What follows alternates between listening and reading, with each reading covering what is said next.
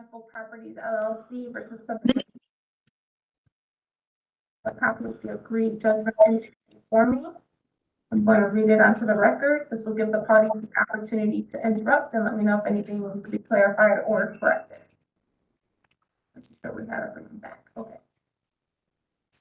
It states, by agreement of the parties, paragraph 1, defendant agrees to vacate the premises on or before March 1st, 2026. Paragraph 2, the keys will be returned by the following method. The defendant will notify the plaintiff once they are vacated to arrange pickup of the keys. Paragraph 3, this matter is set for a status hearing on March 2nd, 2026 at 10:30 a.m. in the first one. Paragraph 4, if the defendant vacates as agreed, neither party needs to be present at the status hearing, and the first cause of action will be dismissed without prejudice. Paragraph 5, if the defendant fails to vacate as agreed, plaintiff must be present at the status hearing. On the court finding that the defendant has failed to vacate, judgment shall be rendered in favor of the plaintiff on the first cause of action, a writ of restitution to be issued, and a move out may be ordered. Paragraph 6, default hearing on the second cause of action for money damages is continued to May 27, 2026 at 1:30 p.m. in courtroom 3. The defendant must file an answer or other response to pleading prior to the date in which the testimony should be played. If a answer or other response to pleading is filed prior to the hearing date, the hearing will be canceled and a pretrial will be scheduled at a future date. Paragraph 7. This agreement is entered into for settlement purposes only and is not an acknowledgement of any wrongdoing. It is the intent of the parties and no finding of fact herein to have any application in any other proceeding. Paragraph 8. Reminder for virtual hearings. Parties are required to contact the housing court by email at housing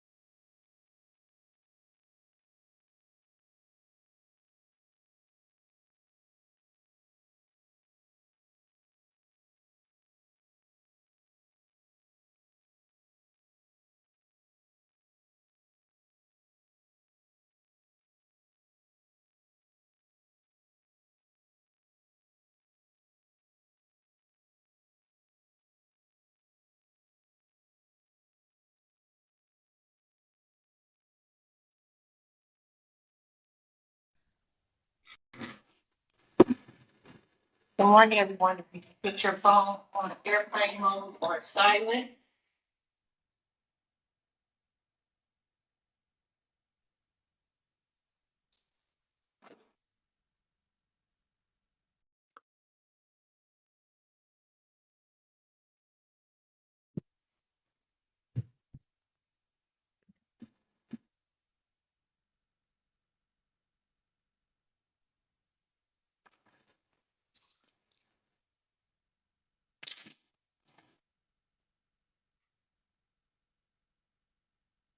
See Mr. Bradley. Peggy. See Mr. Dink.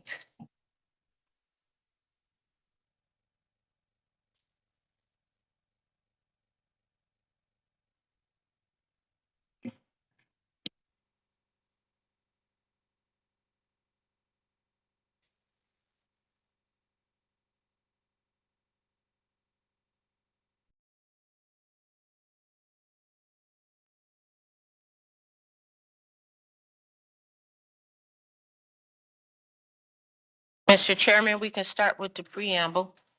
Okay, in compliance with notification requirements of Ohio's open meeting law and section 101.021 of the codified ordinances of Cleveland, Ohio, 1976, notice of this meeting has been publicly posted. All boards and commissions under the purview of the city planning department conduct their meetings according to Robert's Rules of Order. Actions during the meeting will be taken by voice vote. Abstentions from any vote due to a conflict of interest should be stated for the record before the taking of any vote. In order to ensure that everyone participating in the meeting has the opportunity to be heard, we ask that you use the raise hand feature before asking a question or making a comment. The raise hand feature can be found in the participants panel on the desktop and mobile versions and activated by clicking the hand icon. Please wait for the chair or facilitator to recognize you and be sure to select unmute and announce yourself before you speak.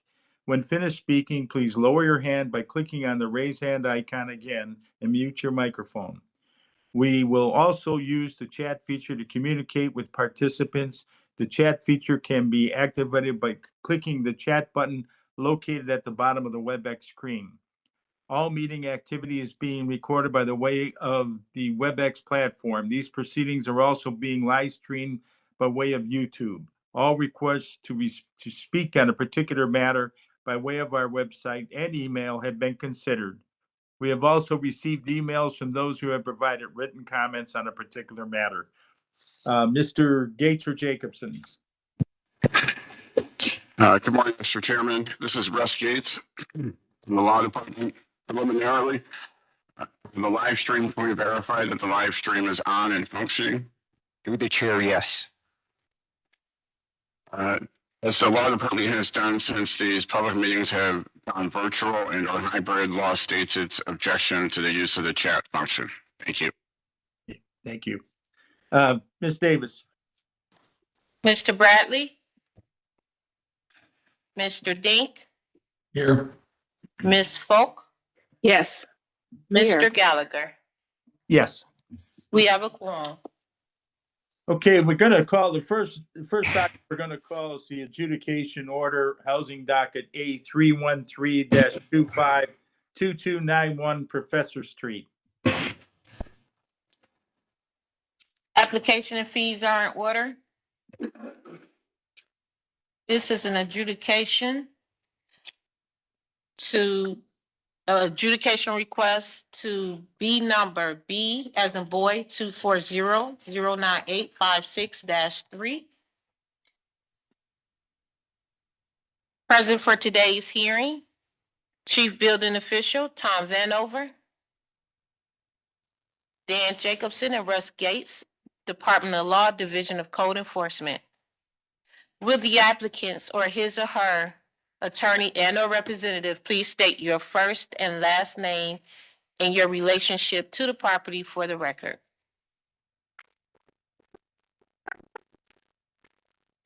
You're on mute. Tony, you're muted.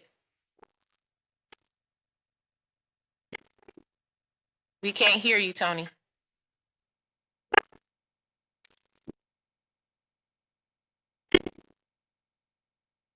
No, we still can't hear you.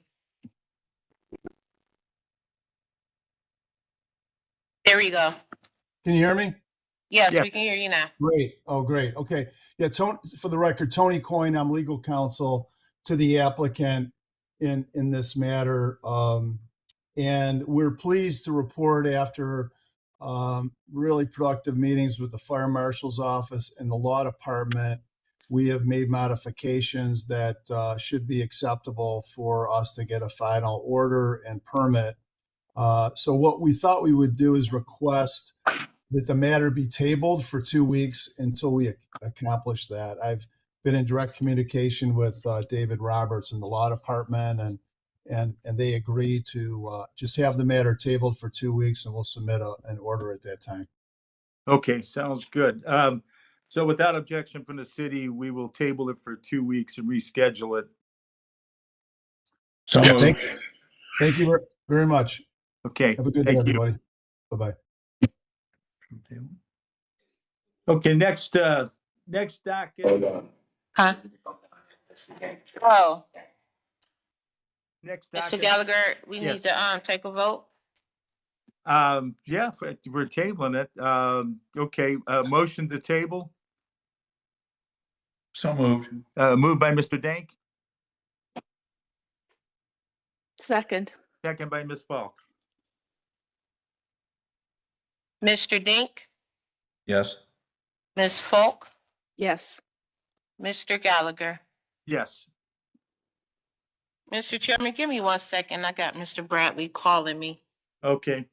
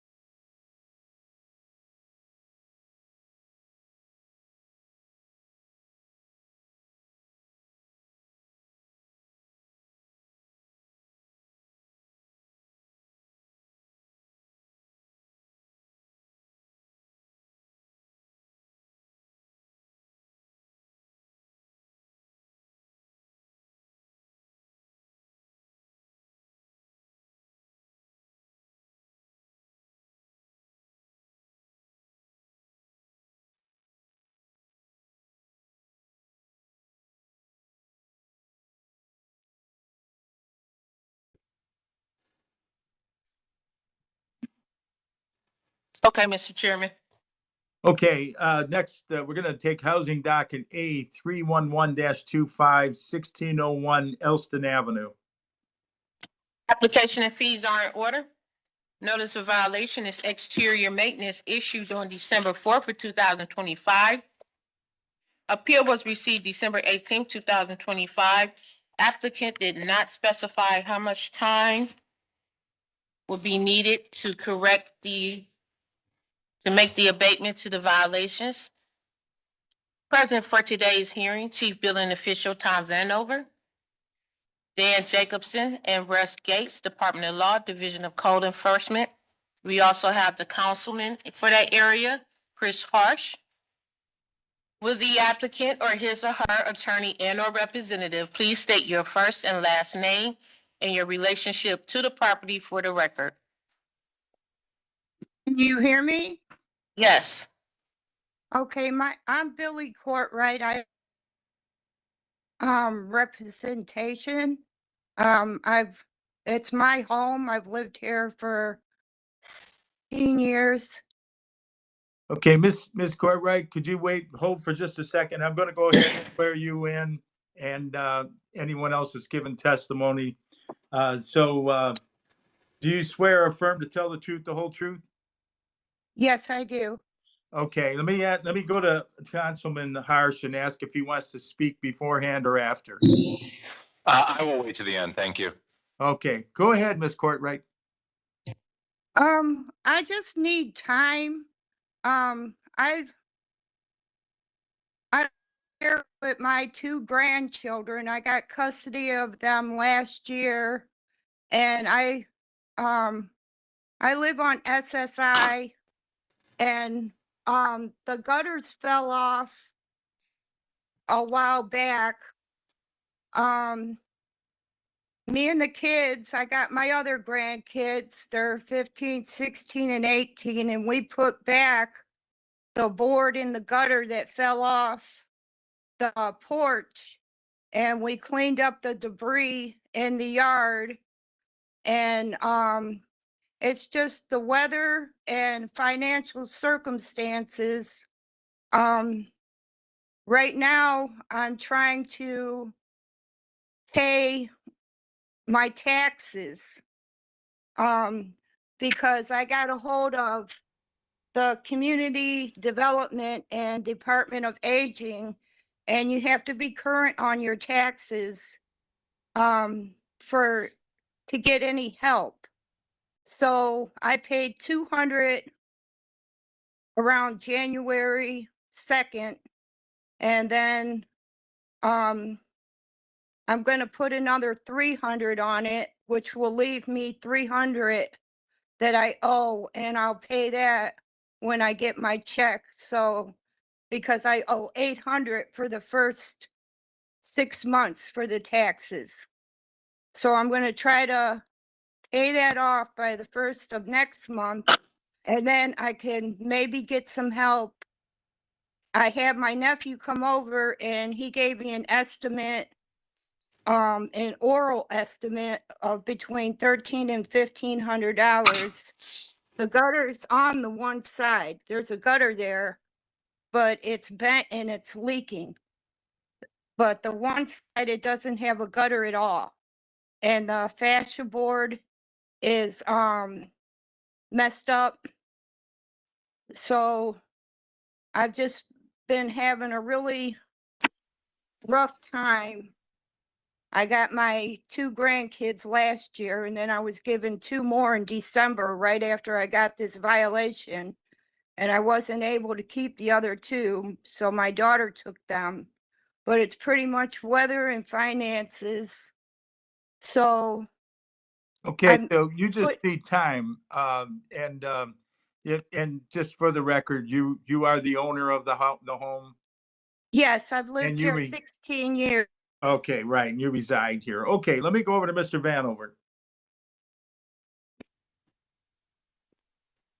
Mr. Chairman, this is owner occupied, and given the circumstances, we don't object to more time pending the councilman's Comments. resolution.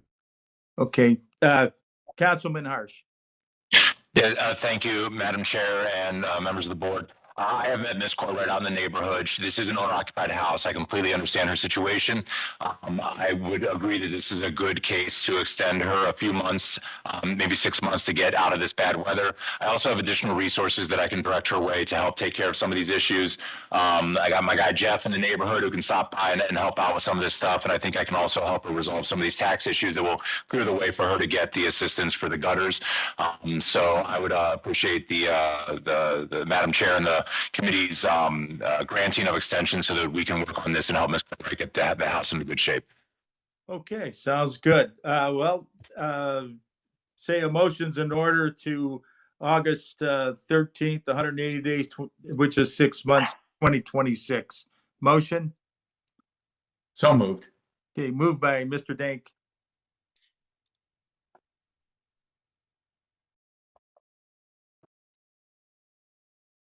Second. second by Ms. Falk. Mr. Dink, Yes. Ms. Falk, Yes. Mr. Gallagher. Yes. Okay, notice will be sent out within 2 weeks. And thank you, Councilman. Thank you all very much. Okay, we're going to back up to the top. Building docket A 247-25, 1249 East 89th Street. Application and fees are in order. Notice of violation is condemnation of the main structure issued on August 1st, 2018. Appeal was received on October 2nd, 2025, asking for 1.5 years to complete abatement of the violations. Present for today's hearing, Chief Building Official Tom Vanover, Dan Jacobson and Russ Gates, Department of Law, Division of Code Enforcement. Will the applicant or his or her attorney and/or representative please state your first and your last name and your relationship to the property for the record? Rachel Kuhn. Hit the button in front to Rachel Kuhn, last name spelled Kuhn, and I am legal counsel for Miss James, who is the owner of the property. Hi, Okay. I am. Before we proceed, I'll swear both of you in. Do you swear or affirm to tell the truth, the whole truth? Ms. Kuhn and Ms. James? Yes. Yes.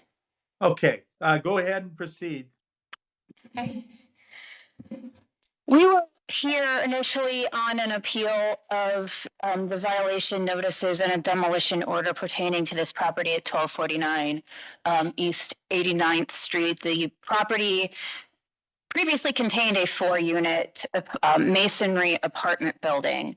My client purchased this property. It went through foreclosure, and it was purchased at a forfeited land sale back in August of 2024 for $6,090. At the time my client purchased the property, she verified it wasn't on any demolition list. There was nothing on the public record that indicated that it had the violations when she checked the recorder's website. So she began to make plans to rehabilitate this property. Along the way, hired an architect to start coming up with plans to submit to the county. She purchased some lumber. She paid a contractor to demolish the existing roof so that a new one could be put onto the property. And then at some point in 2025, my client found out about the violations. So on October 2nd of 2025, she filed the appeal that we are here for today, asking for an additional 1.5 years to complete all of the rehabilitation of the property. Before my client can even be heard on this, a couple weeks later, the city brought in a crew and demolished the building.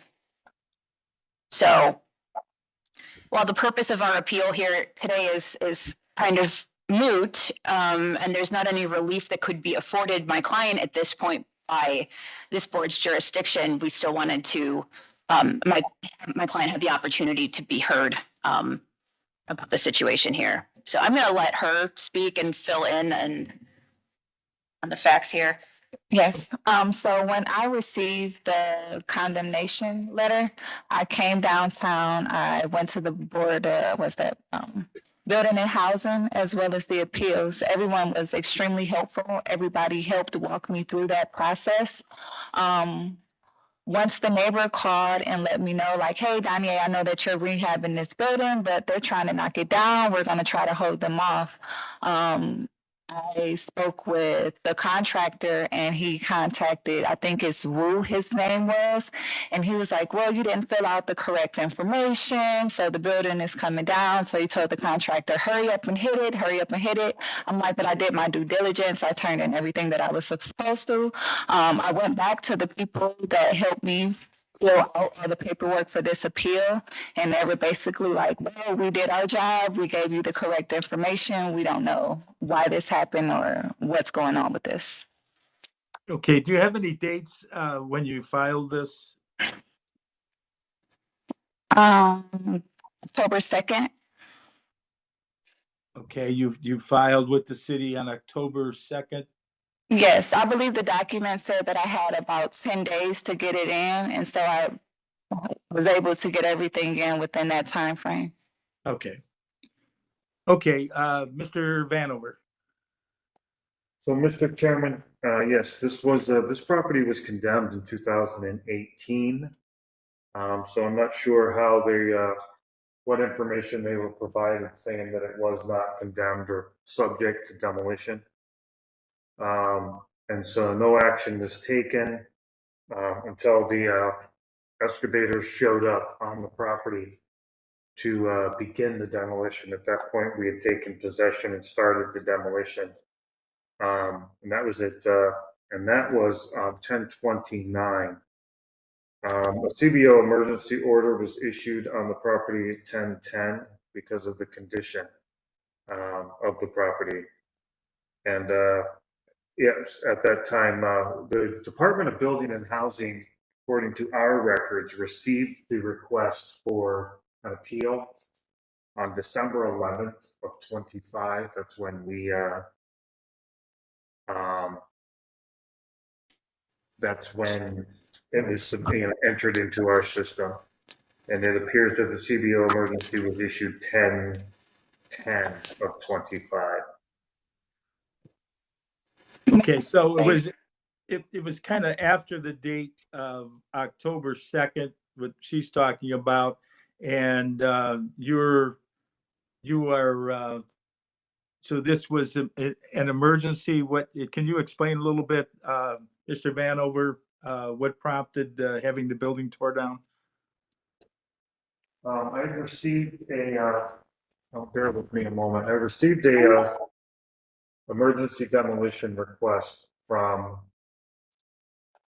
the inspector. I'm pulling that up now.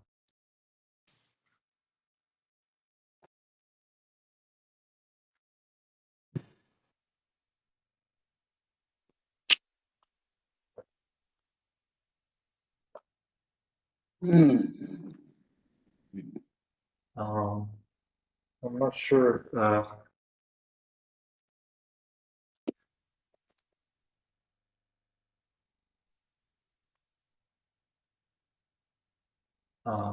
I'm not sure if our legal counsel has the demolition, the CBO packet showing the photographs.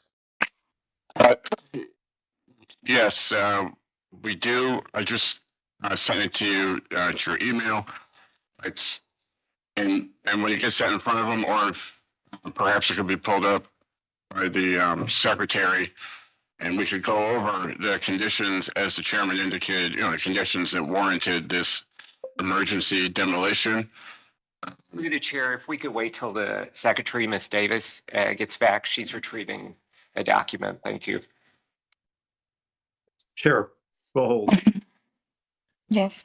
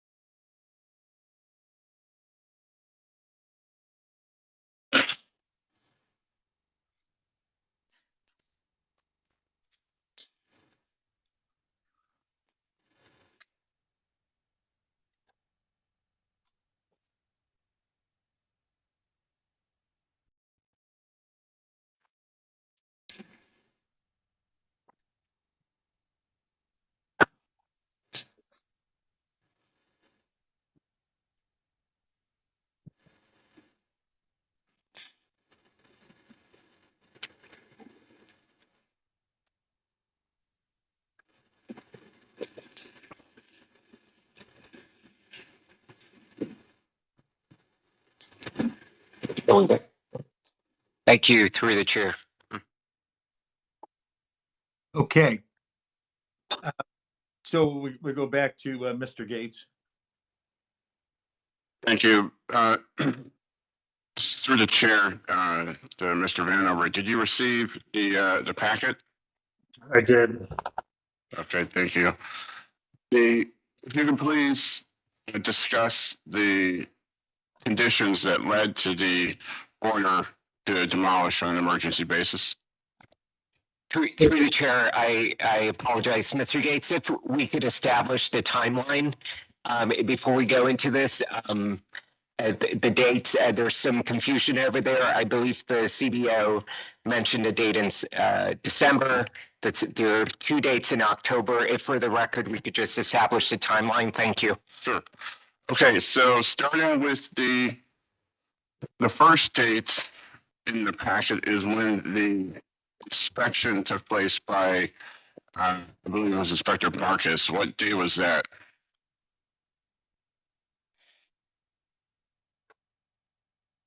So bear with me, understanding Mr. Chairman to the board and to the board that the property was initially condemned 8/31 of 2018. It was re-inspected 9/22 of 2025.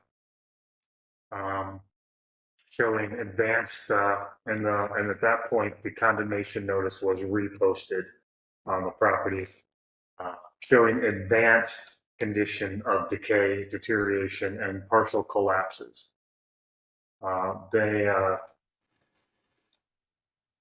CBO emergency order was issued for my signature on 10/8/25.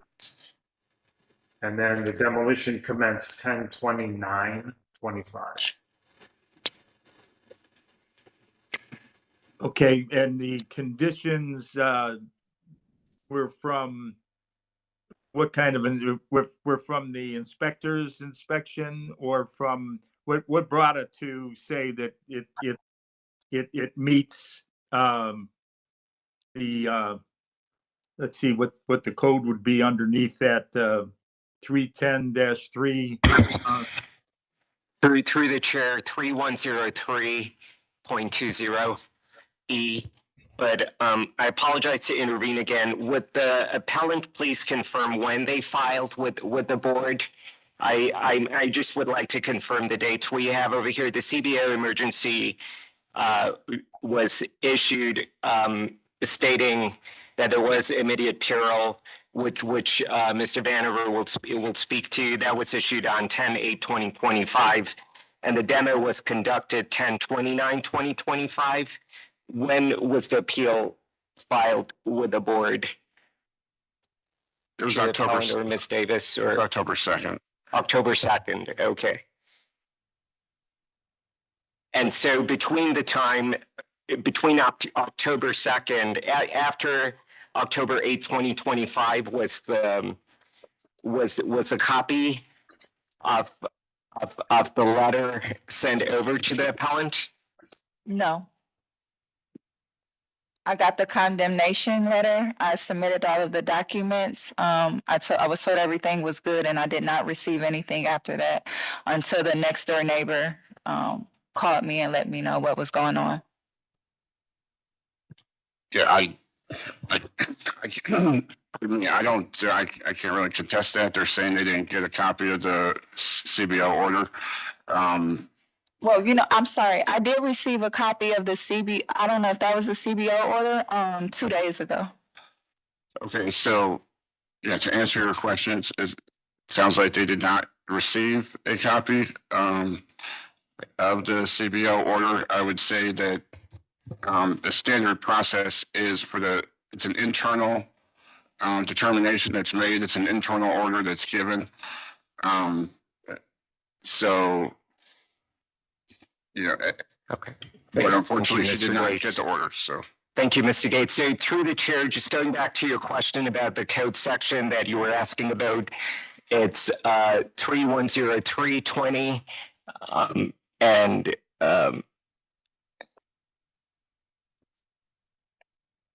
I'm just gonna read it.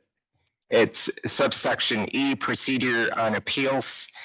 And an appeal shall stay all proceedings in furtherance of the action appealed from, unless the officer or agency from the board from whom the appeal is taken shall file with the board after notice of appeal has been filed with the officer or agency a certificate, a copy of which shall forthwith be mailed to the appellant at the address stated in the notice of the appeal, that by reasons of fact stated in the certificate, a stay would, in the officer's or agency's opinion, cause immediate peril to life or property. And that's the standard you were looking for, sir. Thank you. And That is the standard, yes. to the board, I would just reiterate that Mr. Vanover stated that the Department of Building and Housing was not in receipt of the appeal request until December 11th. So that really is why it was not mailed out. I have my documentation here when we notified the Department of Building and Housing. Also in this email was copied Dan Jacobson, Kimberly Ward, our attorney Vishnu, and Patty Aston. This notification went to the Department of Building and Housing on October 2nd, 2025 at 3:48, notifying the department that we accepted the appeal for this property. May I also say something as well? I do a lot of work for the city of Cleveland as a contractor, so Building and Housing is very familiar with me, and Building and Housing is also who helped me with the appeal. Okay, well, I think we have established that you did file the appeal on October 2nd, and that notification was sent out by Ms. Davis. And that what we're looking at now is that the action taken on October 8th, and what we are looking specifically is that this property, I think it is on a thoroughfare, is that correct?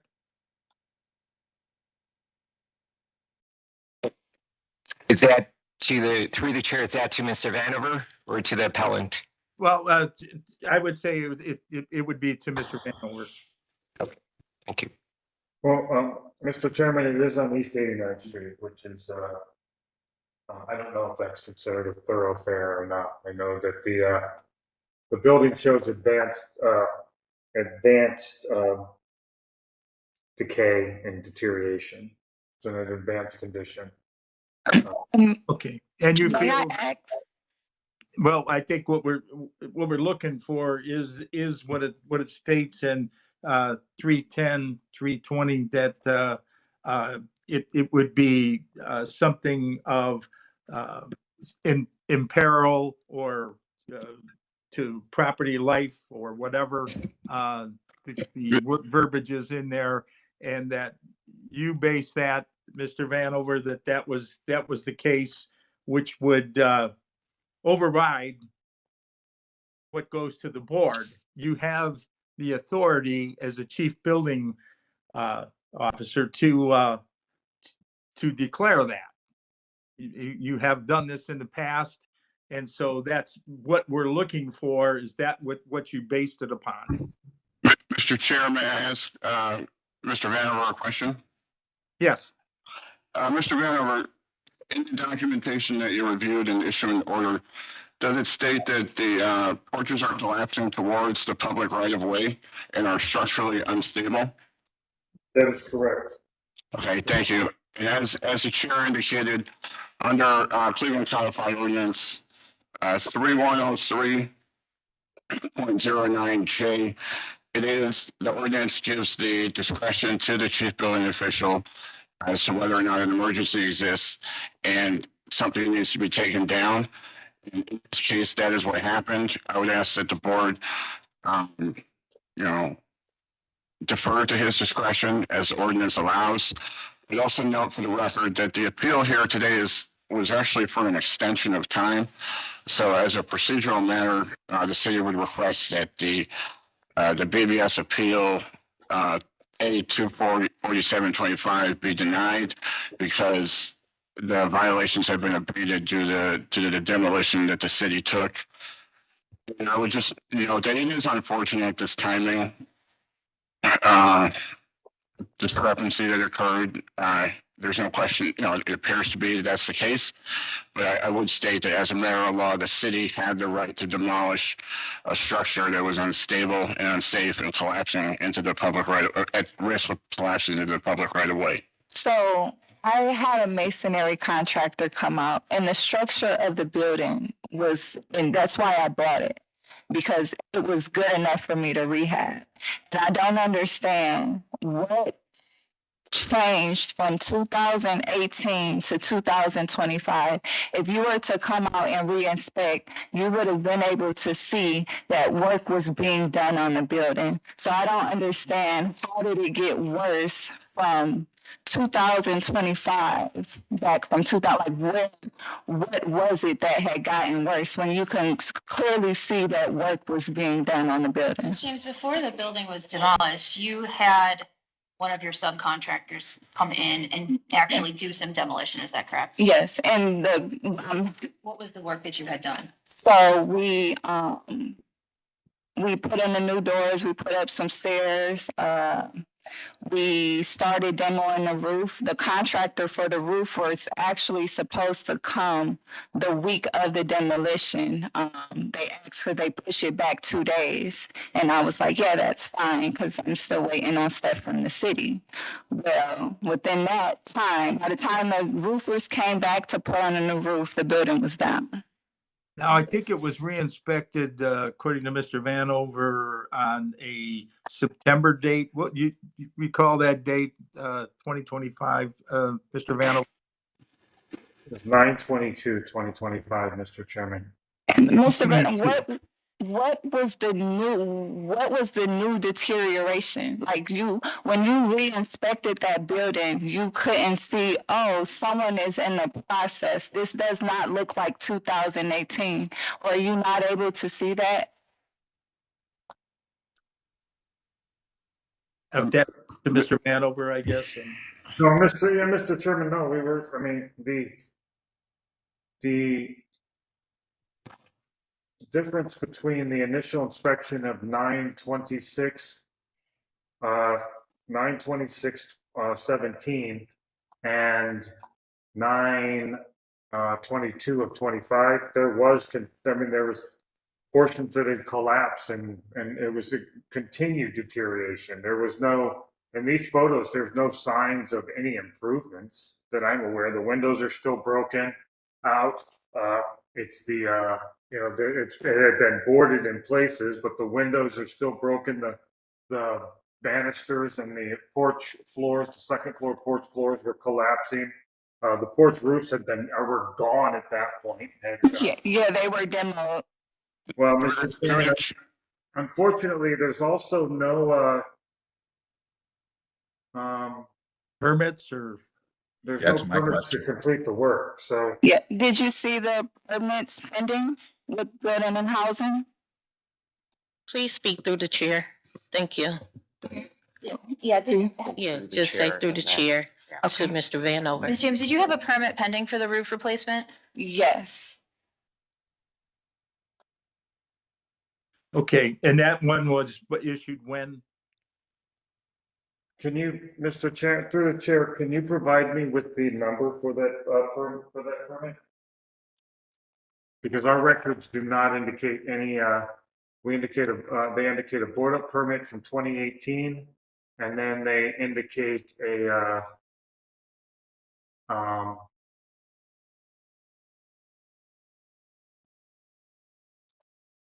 it looks like there was a project application submitted. 10, so that's 10/3/25. But it was not, it hadn't been approved. So building permit had not been issued, a project record had been issued. Or had been submitted for, but not approved. And it's still not approved. Okay. Okay, so yeah, board's in a position here where let's see, it's a matter of upholding the decision by the chief building inspector to demolish the building. So we would need a motion that they took action because no permits were pulled and their last inspection showed a deterioration. So motion is in order. Through the chair, if I may, this Go is ahead. Vishnu, and as appellant's counsel stated, and Mr. Gates stated as well, the appeal was for the 1 year to complete abatement, and we appreciate that the appellant is here to provide facts for the situation, but the appeal was for an extension of time.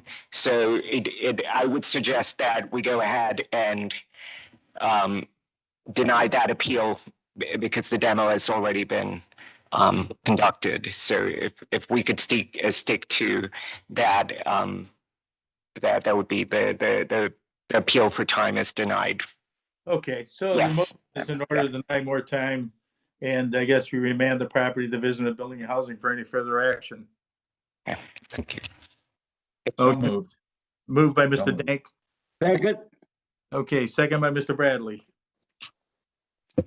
Mr. Bradley, Yes. Mr. Dink, Yes. Ms. Falk, Yes. Mr. Gallagher. Yes. Okay, notice to be sent out within 2 weeks. Thank you. Okay, next docket is a building docket 8249-25, 16700 Westfield Avenue.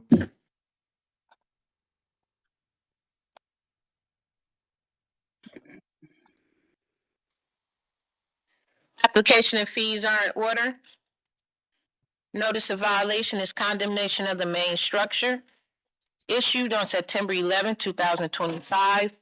Appeal was received on October 3rd, 2025. Applicant was requesting 120 days to complete abatement of the main structure. Present for today's hearing, Chief Billing Official Tom Vanover, Dan Jacobson, and Russ Gates, Department of Law, Division of Code Enforcement. Will the applicant or his or her attorney and/or representative please state your first and last name and your relationship to the property for the record? Jared Strong, owner. Okay, Mr. Strong, do you swear or affirm to tell the truth, the whole truth? Yes. Okay, go ahead and proceed. Okay. What's going on right now? That building actually I was a victim of an arson. And initially, I'm a contractor in the city of Cleveland. So initially, I just thought I could just do the demolition repairs myself. But after evaluating the situation, it cost me more money to actually bring that front part up to code. So right now, I'm in the process where I have drawings to submit for the demo of the main structure, the east side structure, and then keep the west side structure, because there's two structures on the property. The firewall held in between the two properties, in between the two buildings. So I have a contract with mid-clam crushing upon approval of these prints that I have here to submit. I'm just asking for like another 180 days to get rid of that structure upon approval of these plans. Okay, so you were looking for how many days? Well, it depends on how quick the city move with these plans. I have plans drawn up from our architect to remove that structure right there that we're looking at. Okay. And then you're still keeping part of the building. You're going to rehab it? Yeah, because the other part is it was a firewall in between, it's a 12-inch block firewall. So the other part wasn't damaged, just a little piece of the roof. Because there's two buildings right there. One is fenced in, but it's one partial.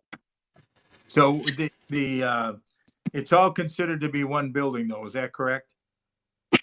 So it's actually two. When I went down to the city and I called them, and it's actually two separate. They let me know I could tear down the one main structure and leave the other structure. Okay. So that's why I had to get these drawings to show how we're going to remove the structure, because they're not actually attached to each other.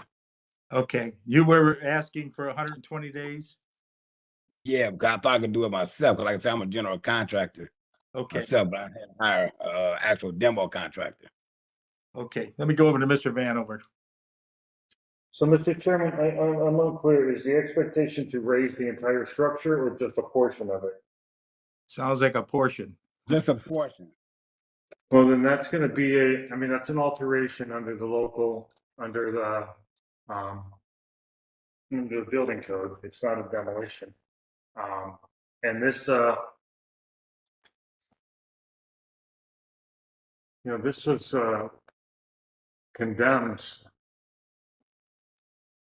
Bear with me. So, yeah, this was condemned in October, September of last year, 9/11. We don't Right. object to more time, but it's gotta be, a very, When do you- very quick amount of time. Because look at the condition alone is, concerning. No, that part will all be gone. If you pan over, I don't know if you had a full lot, if you pan over to the west, that'll all be gone, what we're looking at. Mr. front- Chairman, then we don't object to this. Asked for 120 days back when it was filed. We're well beyond that. We're real close to that. I guess it would be in March. We don't object to 60 days to abate the violations. That would give him time to submit the permits and start work and get, and if he's working and making progress, then the building code will, the Ohio Building Code will take over. As a matter of fact, we just to allow for time for permitting, we don't object to 120 days. Okay. So how soon do you think you can get the permits? Within 30 days? Yeah, I have the drawings in my hand, so I'm gonna send a demo company down to submit them. I Okay. can't. Demo contract, Mr. Chairman, a demo contractor won't be able to because it's not a demolition. It will need to be a general contractor. So You're I'll a submit regular 'em. contractor? Yeah, I'm a general contractor. in the city Okay, of he's Cleveland. general. All right.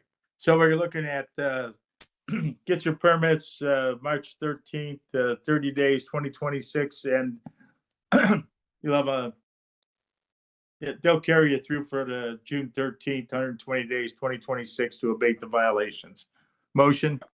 Moved by Mr. Bradley, Second. second by Mr. Dink. Mr. Bradley, Yes. Mr. Dink, Yes. Ms. Folk, Yes. Mr. Gallagher. Yes, notice will be sent out within 2 weeks. Mr. Chairman, discussion. Yes. I'm kind of confused on what this resolution is supposed to say. What is going on? Permits, March 13th, 30 days, 2026, and abate the violations, June 13th, 120 days, 2026. Okay, permits, March 13th, Yes, and abatement by June 13th? yes. Okay, thank you. Okay, next docket is building docket A 255-25, 322-342 Euclid Avenue. Application and fees are in order. Notice of violation is interior and exterior maintenance issued on September 9th, 2025. Appeal was received October 14th of 2025, requesting for 12 months to complete abatement of the violations. Present for today's hearing, Chief Billing Official Tom Vanover, Dan Jacobson, and Russ Gates, Department of Law, Division of Code Enforcement. Will the applicant or his or her attorney and or representative please state your first and last name and your relationship to the property for the record? You're muted. Sorry, Jeffrey Goff, counsel to East 4th Street Asset Holdings.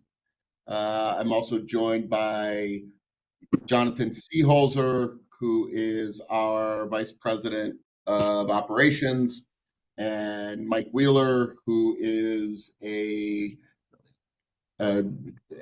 building site supervisor and manager. Okay, I've asked all those that are going to be giving testimony, raise your right hand. Do you swear or affirm to tell the truth, the whole truth? We do. Yes. Yes. Okay, I guess, Mr. Goss, you're gonna lead off. Yeah, good morning. This concerns the Woolworth Building Garage on East Fourth Street. Specifically what is commonly referred to as the lower Woolworth Garage. In conjunction with city direction that garages need to be inspected, we arranged for an inspection of the garage in early 2024.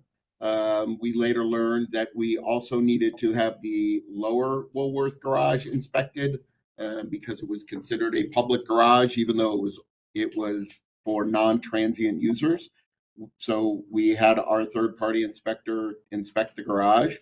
And in doing his inspection, he provided he inspected the entirety of the garage and provided a report noting that the garage complex was licensed to, as of November, to include both upper and lower Woolworth, and included a preventative maintenance plan to correct a variety of deficiencies he found within the complex within the 5-year inspection period.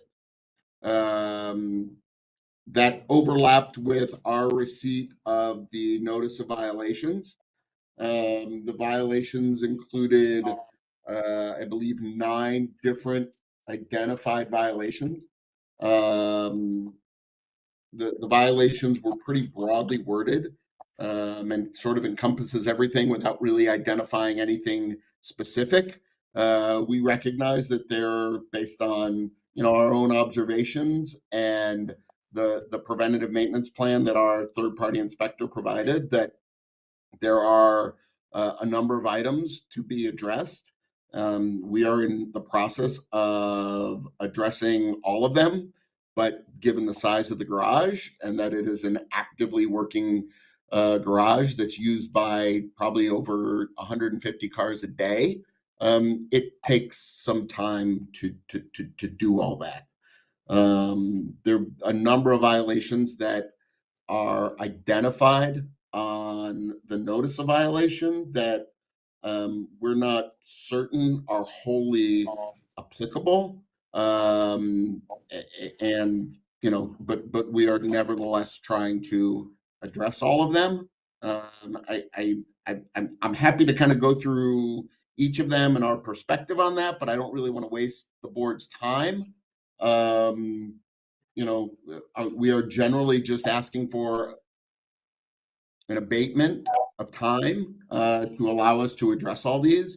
We anticipate most of the issues to be completed by June, and certainly to have them all completed within the 1-year period from the date of the violations, as requested in our notice. Okay, and it's mostly garage stuff we're talking about here? It is entirely all garage stuff. Okay. Mr. Vanover. So, Mr. Chairman, I understand that this garage sits between a residential apartment units. So there is some hazard involved. But we also understand that these things will take time to correct. Much of this work will need permits and applications for permits. There's fire stopping work between floor separations and horizontal and vertical separations. There's some structural work that's being done, perhaps to replace concrete. And then, of course, some masonry work that's, some is structural, some is not. And we need a design for the fire stopping and the through penetrations and those things. Parking in the interim is a hazard because, there's people living upstairs.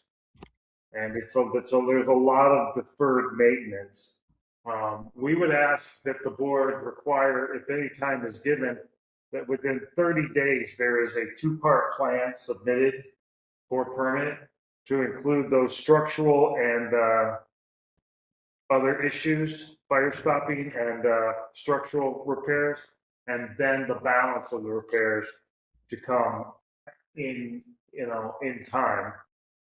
There's also a photograph, showing storage of paints and storage of other chemicals in the property that we would need to have abated. Mr. Chairman, Go ahead.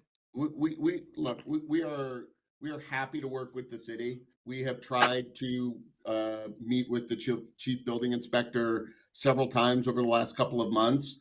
And each time he has identified a broad, quote, need for permits without specifically identifying what required a permit.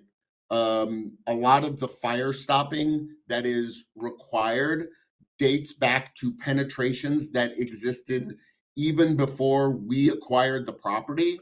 It is fire stopping that would not have been required at the time the CO on the building was issued in, I believe, 2004.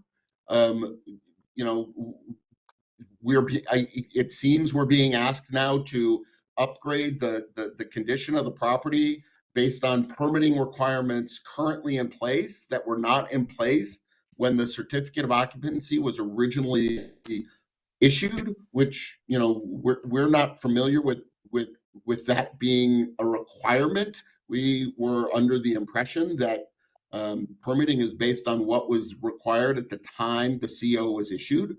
We are doing the fire stopping in recognition of the need to do so, but are unaware of the need for permitting of it.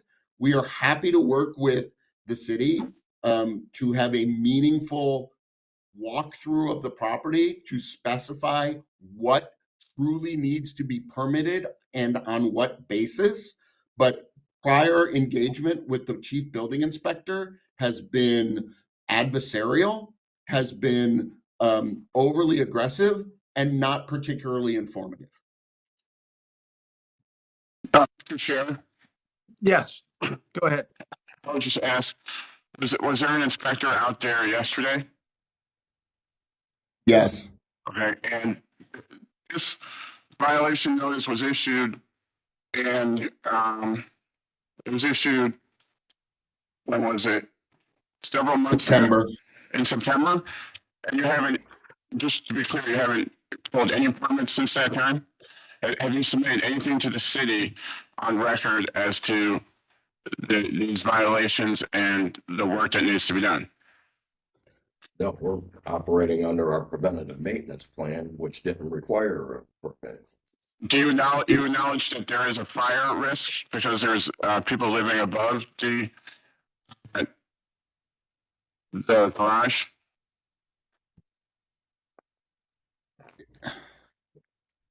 I think that question is overly broad, and asks for an answer that is not particularly specific.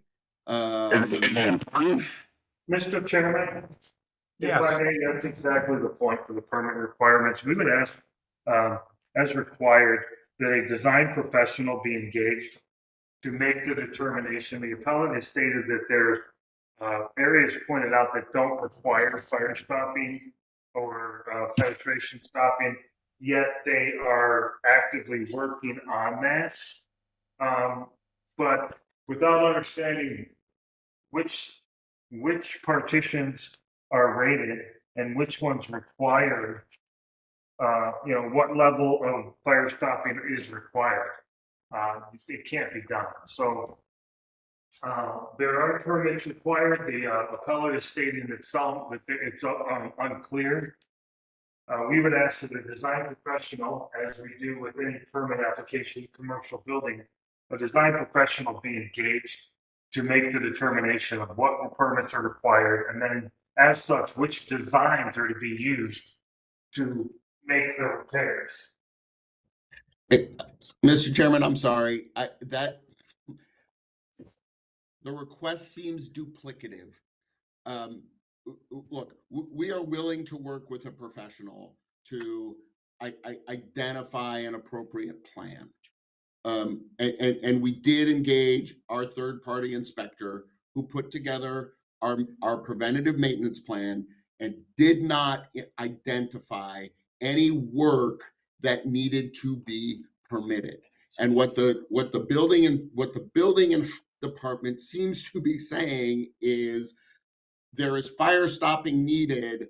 And, you know, because there's fire stopping needed, there needs to be a permit. And I don't know that that is necessarily true. And we have engaged a third-party inspector to review the property as the building department was just asking that we did. And they did not identify any areas that needed to be permitted. So we're kind of going around in a circle. Yeah, Mr. Guy, let me hold on for just a second, because I think you're sort of asking them to identify things. And what Mr. Vanover, I believe, is saying is that you need to have a design professional. And so you need to sort of identify what the problems are according to the code, to what you need to do for this structure, and then submit them. Okay. Mr. Chairman? Yes. I apologize for the interruption. So I guess the first request from the board would be that the notice of violation requires permits.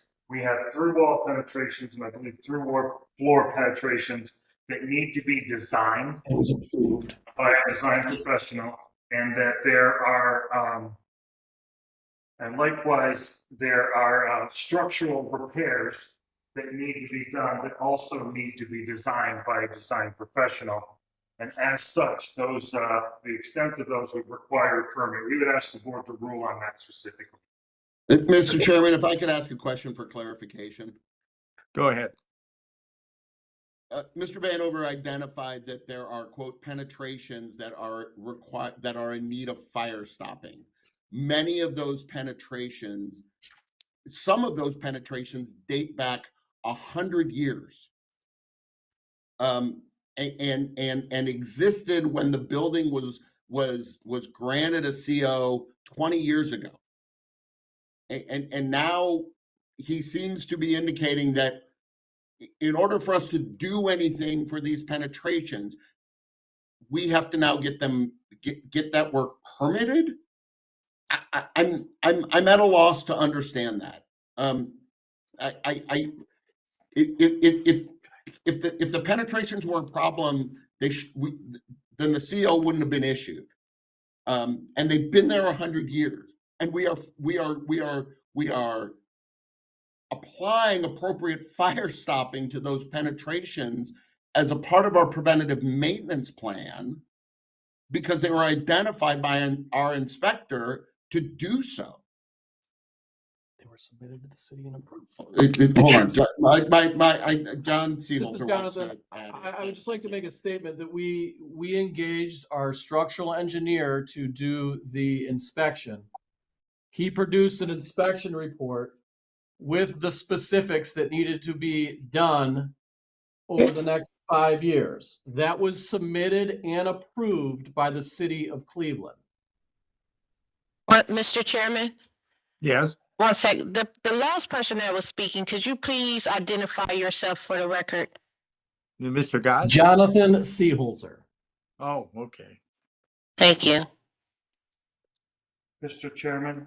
Yes. Again, I state that the board will need to decide if permits are required or not, but I will also pose that the garage inspection requirement is just that. It's the requirement to provide documentation on what is required to maintain the garage.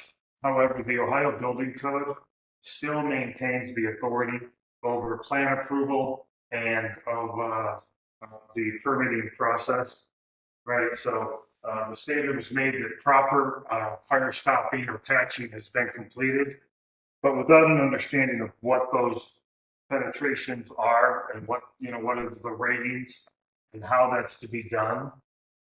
The Ohio Building Code and the plan approval process determines that. Okay, so you're looking. Mr. Chairman, we're asking the board to make a decision on whether a plan approval, a design should be submitted, and a plan approval issued. Great. If I could have a moment to just consult with John and Mike, I'd like to present something to the board for consideration, but I'd like to check it with them first, please. If I could have a moment. Go ahead, have a moment.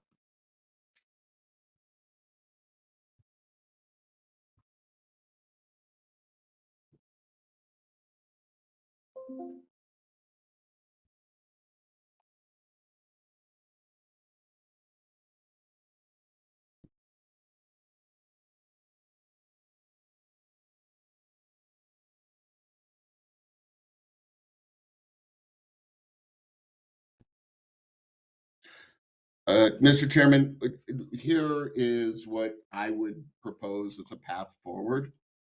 Mr. Vanover asked for, us to present something within 30 days. Within 30 days, we will engage a third-party professional to evaluate the garage and identify those areas that are in need of work/improvement, that including those areas that they believe need to be permitted work. We will present that to the city. We will present that to Mr. Vanover's office within 30 days. And we would ask in full cooperation that to the extent that that Mr. Vanover and his staff do or do not believe that it accurately encompasses all the permitted work, that then they meet with us to identify those areas that they believe need to be permitted. We want to work together on this. We don't want to work adversarially. And we're willing to take the first step to try and figure out what, maybe we're wrong. Maybe there is work that needs to be permitted. We will go out and have someone identify that. But if it is not consistent with what the city believes needs to be done, then Tom or one of his inspectors need to come work with us to identify what needs to be done. Okay, so you're going to have a report sent in to the city within 30 days on what you feel needs to be permitted. Look, we have to go out and find someone to do it. We will make every effort to do it as quickly as possible until we make contact with one of our typical professionals to know what their schedule is. I don't want to sit here and tell you yes for sure 30 days. Look, we want to get this resolved as quickly as possible. We will make every effort to get it within 30 days. Okay, we're going to give you 60 days to get all that part straightened out. I appreciate that. All right. So and I think This is Jonathan. Mr. Chairman, wait, Jonathan Seeholzer wanted to add. Sorry, just a question, just for my own clarity. We can go to our contractors, et cetera. Is there a specific professional that you are suggesting? Are we talking architect? Are we talking a code professional? Are we talking a structural engineer? What specifically profession are you speaking of? Okay, well, Mr. Vanover, he mentioned design professional. Mr. Vanover, do you want to clarify that? So based on the disciplines involved, it could be, I would recommend beginning with an architect, and then the architect can determine whether a structural engineer is required for the structural portion. There we go. Great. Thank you. Thank you. Okay, so I think, well, all we need at this point is a motion to get a report in to your office, Mr. Vanover, within 60 days, April 13th, 2026. Motion? So move. Moved by Mr. Bradley. Second. Okay, second by Mr. Dank. Bradley, Yes. Mr. Bradley, Yes. Mr. Dink, Yes. Ms. Falk, Yes. Mr. Gallagher. Yes. Okay, a notice will be sent out within 2 weeks. Thank you. We appreciate it. All right, thank you, guys. Next docket is housing docket A 238-25, 3806 West 133rd Street.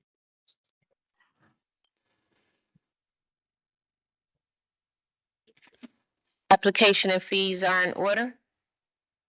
Notice of violation is interior maintenance. Issued on September 10th, 2025. Appeal was received on September 23rd, 2025.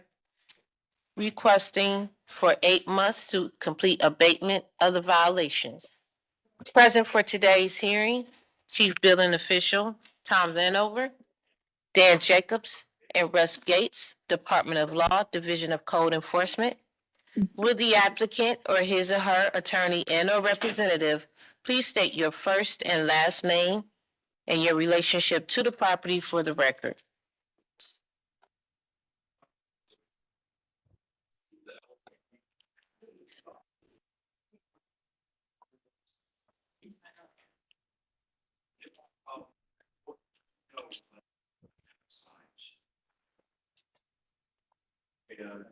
Mr. Chairman, I do not see the applicant in the participants panel, nor is that person present in room 514 this morning. Mr. Vanover, do you swear or affirm to tell the truth, the whole truth? I do. Mr. Gates? Through the chair to Ms. Davis, did notice of today's hearing get returned to the board's file for any reason? Through the chair to Mr. Gates? No. Have you received any form of communication, email, voicemail, anything physically delivered on behalf of this appellant? Through the chair to Mr. Gates? No. To the chair, the due process requirement of notice has been satisfied. The board can proceed with its hearing. Thank you. Mr. Vanover? Mr. Chairman, based on the no further information, this property has we've not been able to access. We've made several attempts to get a hold of people. The inspectors have. So we just ask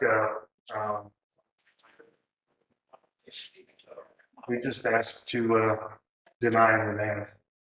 Okay, motion is in order to deny more time, remand the property division of building and housing for any further action. Motion moved by Mr. Bradley. Second. Second by Mr. Dank. Mr. Bradley? Yes. Mr. Dink? Yes. Ms. Folk? Yes. Mr. Gallagher? Yes. Notice to be sent out within 2 weeks. Next docket is housing docket A 251-25 2167 West 104th Street. Application Hello. and fees are in order. Notice of violation is exterior maintenance issued on August 28, 2025. Appeal was received on September 26, 2025, requesting 90 days to complete abatement of the violations. Present for today's hearing, Chief Billing Official Tom Vanover, Dan Jacobs, and Russ Gates, Department of Law, Division of Code Enforcement. Will the applicant or his or her attorney and/or representative please state your first and last name and your relationship to the property for the record?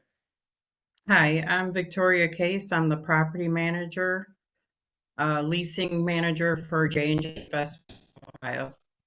Okay, do you swear or affirm to tell the truth, the whole truth? I do.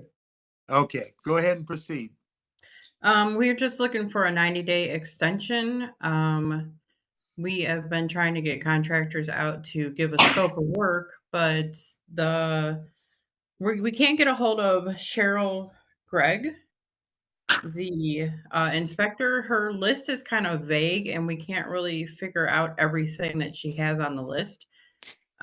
We would like a more detailed list or her to meet someone there so we can go over the scope of work.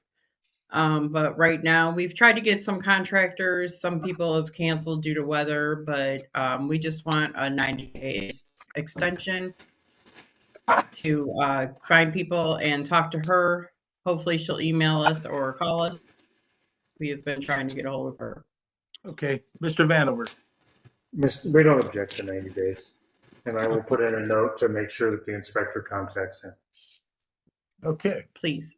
All righty, so motion is in order for May 13th, 90 days, 2026 to abate the violations. Motion? So moved. Okay, moved by Mr. Bradley, second by Mr. Dank. Second. Mr. Bradley? Yes. Mr. Dink? Yes. Ms. Folk? Yes. Mr. Gallagher? Yes, notice to be sent out within 2 weeks. Thank you. Thank you. Next docket is housing docket A. Oh, I'm sorry. Next docket is housing docket A 252-25 507 East 118th Street. And my understanding is that has been withdrawn by the appellant's request. Next, we'll move to the next docket is Housing Docket A 253-25, 15301 Daniel Avenue. Application and fees are in order. Notice of violation is no permit issued on October 6, 2025. Appeal was received on October 9th, 2025, requesting for 2 weeks to complete abatement of the violations. Present for today's hearing, Chief Billing Official Tom Vanover, Dan Jacobs, and Russ Gates, Department of Law, Division of Code Enforcement. Will the applicant or his or her attorney and/or representative please state your first and last name and your relationship to the property for the record?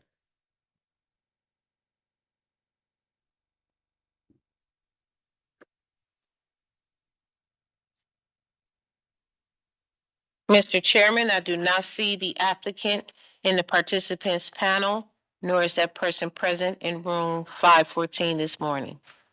Okay, Mr. Vanover, do you swear to affirm or to tell the truth, the whole truth? I do. Mr. Gates. Mr. Chairman, without further information, there was a permit submitted, but it was denied and we have not received any further information. So we would ask that you deny it and remand it back to the department. Okay, a motion is in order to deny more time, remand the property division of building and housing for any further action. Mr. Chair, Yes. just as a formality, I'd just like to go over the notice requirement. Oh, I'm sorry, Mr. Gates. Go ahead. Thank you. Make this through the chair to Ms. Davis. Did notice of today's hearing get returned to the board's file? And have you received any form of communication on behalf of this appellant?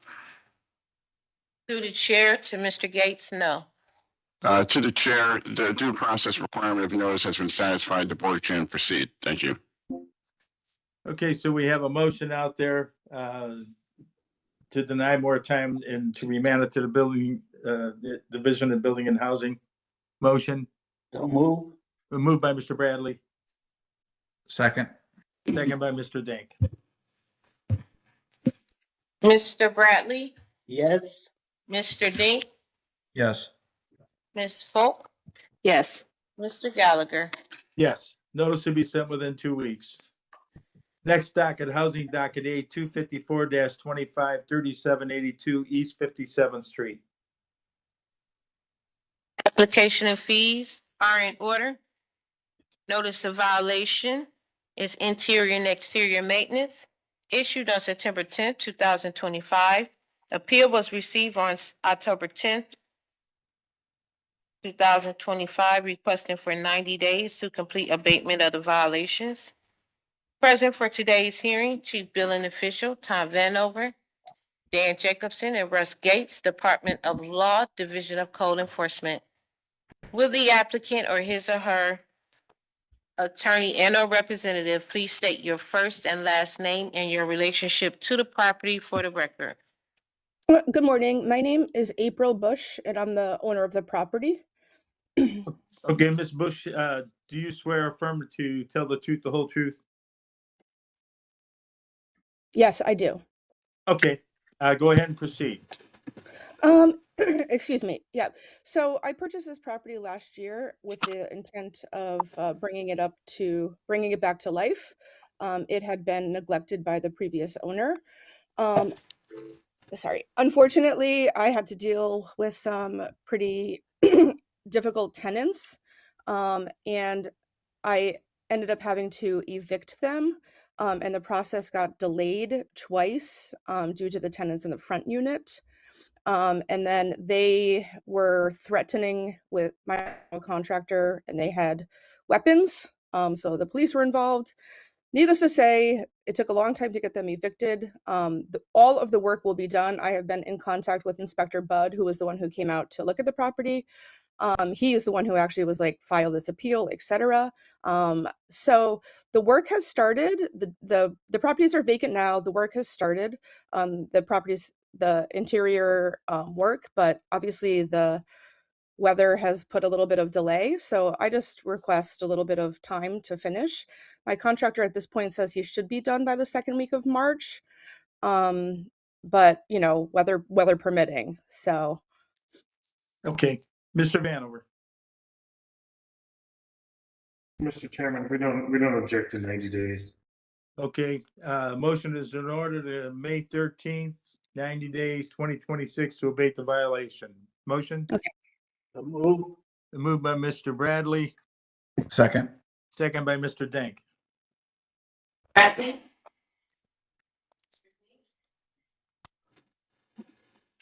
Mr. Bradley? Yeah. Mr. Dink? Yes. Ms. Falk? Yes. Mr. Gallagher? Yes. Notice to be sent out within 2 weeks. Thank you. thank you so much. Housing docket A 256-25 9107 Empire Avenue. Application and fees are in order. Notice of violation is condemnation of the main structure issued on September 16, 2025. Appeal was received October 15, 2025. Applicant did not specify how much time was needed to complete abatement of the violation. Present for today's hearing, Chief Billing Official Tom Vanover, Dan Jacobs, and Russ Gates, Department of Law, Division of Code Enforcement. Will the applicant or his or her attorney and/or representative please state your first and last name and your relationship to the property for the record? Good morning, Rafael Togovicki. I'm a manager with Med XRE Capital, which owns the building. Okay, do you swear or affirm to tell the truth, the whole truth? I do. Okay, go ahead and proceed. Good morning, Mr. Chairman. This property was acquired by our company on a sheriff sale earlier in 2025. And the title was officially transferred to the company only on September 10th, 2025, prior to which we were legally unable to access or perform any repairs on the property. Before ownership, this building has been vacant and abandoned for a few years and had been occupied by squatters. However, to our knowledge, no active violations or condemnation actions were recorded at any time prior to our purchase, which that's what we found out in our diligence prior to bidding on the property and a sheriff auction. Immediately upon obtaining title, and that's what we always do, we began addressing all the urgent exterior issues and securing the structure to prevent further deterioration or trespassing. So despite the long-term neglect, there was no prior enforcement. We found no evidence of prior complaints or enforcement actions by the Department of Building and Housing, which indicates that we acted in good faith and with diligence to remediate these long-standing conditions that had been ignored for years by everyone. However, a condemnation notice dated September 16th, 2025, which is only 6 days after we took title to the property, was issued. And the notice cited only exterior issues on the building, which we're aware of. It wasn't a stately building, but it did not justify condemnation. More than that, before receiving the notice, and once we got the title on September 10th, we already addressed most of these issues. We replaced some missing siding pieces, which have been stripped off by vandals days before title transfer. We cleaned up debris, we cleaned up the property, and we secured all entry points, which are the main issues noted on the condemnation notice. Important to note that all the work performed included minor repairs, which did not require permits. The work included exterior cleanup, limited siding replacement, which pieces were stolen by vandals, tack pointing, securing openings, again, none of which are the structural components or system or anything requiring permits. In an effort to clarify the situation, I was able to reach Mr. Michael Santillo, the inspector, the site inspector, who confirmed that the condemnation was based solely on exterior concerns. We did inform Mr. Santillo that all violations are being timely addressed. However, he told us that an appeal of permits would still be required. It remains unclear why, why we have to spend time on appealing, when all violations have been addressed even prior to receiving the condemnation notice. It's also unclear which permits would apply given the limited scope of work performed. So just to summarize our key concerns, we believe that there was no justification for condemnation. The property was vandalized, but we promptly addressed the situation, secured the openings, cleaned it up, and at no point did it constitute an imminent danger to human lives, as indicated on the notice. We believe that a standard violation notice or even a phone call would have sufficed, and we are very responsive to the building department. We own other properties, and we also take the best care of our properties. Beyond that, all violations were exterior. They were correctly promptly. Each cited issue like missing siding, unsecured openings, and masonry repair on the steps were addressed within days of ownership. Again, non-required permits. Beyond that, there was lack of prior notice or records. The inspector mentioned that the property had been on the city's radar since 2024. If so, it is unclear why no public record of these concerns existed prior to our purchase. As a result, bidders in the sheriff's sale, and we paid $29,000 for the property, were unaware of any pending or contemplated condemnation or further action by the city. Then our other concern is the timing of condemnation. If indeed the property was on the city's radar for more than a year, why was the condemnation issued only 6 days after we took title? It does appear to be inconsistent with the city's stated interest in collaborating with new owners who are actively rehabilitating vacant housing stock. And the last thing is unclear permit requirements. The notice and subsequent communications with the inspector do not specify which repairs would require permits, making compliance ambiguous despite our evident progress and good faith efforts. Therefore, our request for relief is for this board to vacate or resign the condemnation notice, recognizing that the siting conditions have been timely corrected prior to the compliance deadline of 10/16. No structure or hazardous conditions existed, and we acted promptly and transparently to bring the property into compliance. And we do share the city's goal of ensuring that Cleveland housing stock is safe, secure, and compliant, and remain committed to ongoing cooperation with the Department of Building and Housing. So that's it. And to be honest, we're quite frustrated by the process, and we would appreciate the board's support in this situation. Okay, so you are appealing the condemnation order itself, correct? Yes, I am. And that's really what this comes down to. And how much time do you think you would need to abate whatever the violations are that they're saying exist? So most of it has been taken care of, and then winter came. There is a few minor remaining exterior issues like painting some windows, but it's maybe like there is 1 or 2 broken windows. Again, it was a harsh winter, but to us, it's really unclear what the violations are. If it was only a list of exterior violations, fine, we can deal with that. We're unclear why the property is condemned.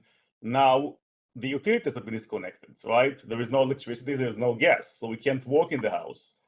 And there was no good reason to do that. Okay, so the gas was shut off. Gas was shut off, electrical was shut off. And even if we want to walk on the property, I guess we have to bring a generator now because there are no utilities. And there was no good reason or prior notice to condemn this building. Okay, now how long has the gas and electric been shut off in there? We have seen the electric company coming in late September to disconnect the wires. So I have no knowledge of what happened in the building prior to our ownership. Okay, so there's no gas. When you bought it, there was no gas and no electric. So when I bought it, I believe that the electric was connected, but the utility company came and disconnected it following the condemnation notice. Okay, let me go over to Mr. Vanover. Mr. Vanover.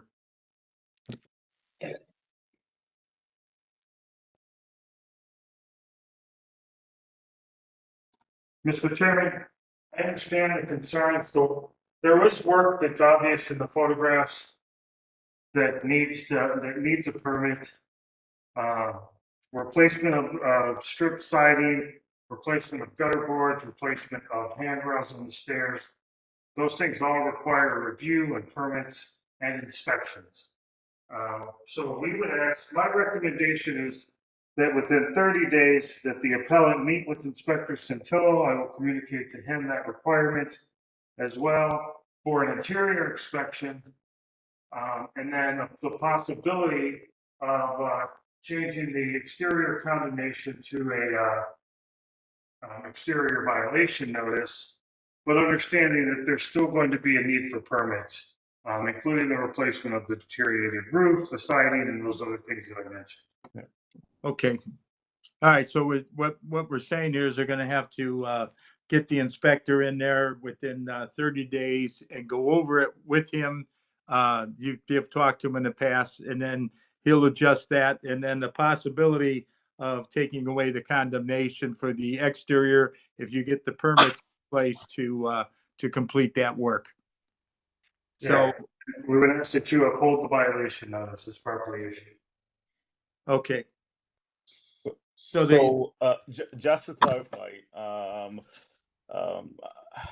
on the exterior issues, again, it was the work that was very limited. We did some tack pointing. It was very limited scope. I don't mind pulling permits if we know what the permits are for, because the list on the condemnation notice was very, very long. Essentially, all permits in the book. The roof, for example, is not leaking. I have exterior photos. It doesn't look, it's not beautiful, but it's not leaking, and we can prove it.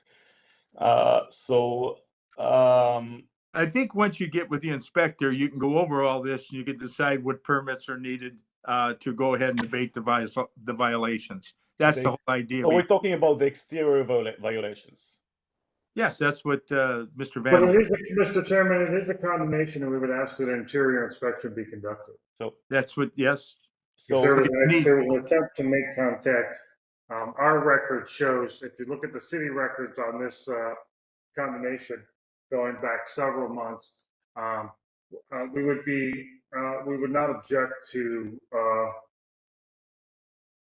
we would ask for an interior inspection.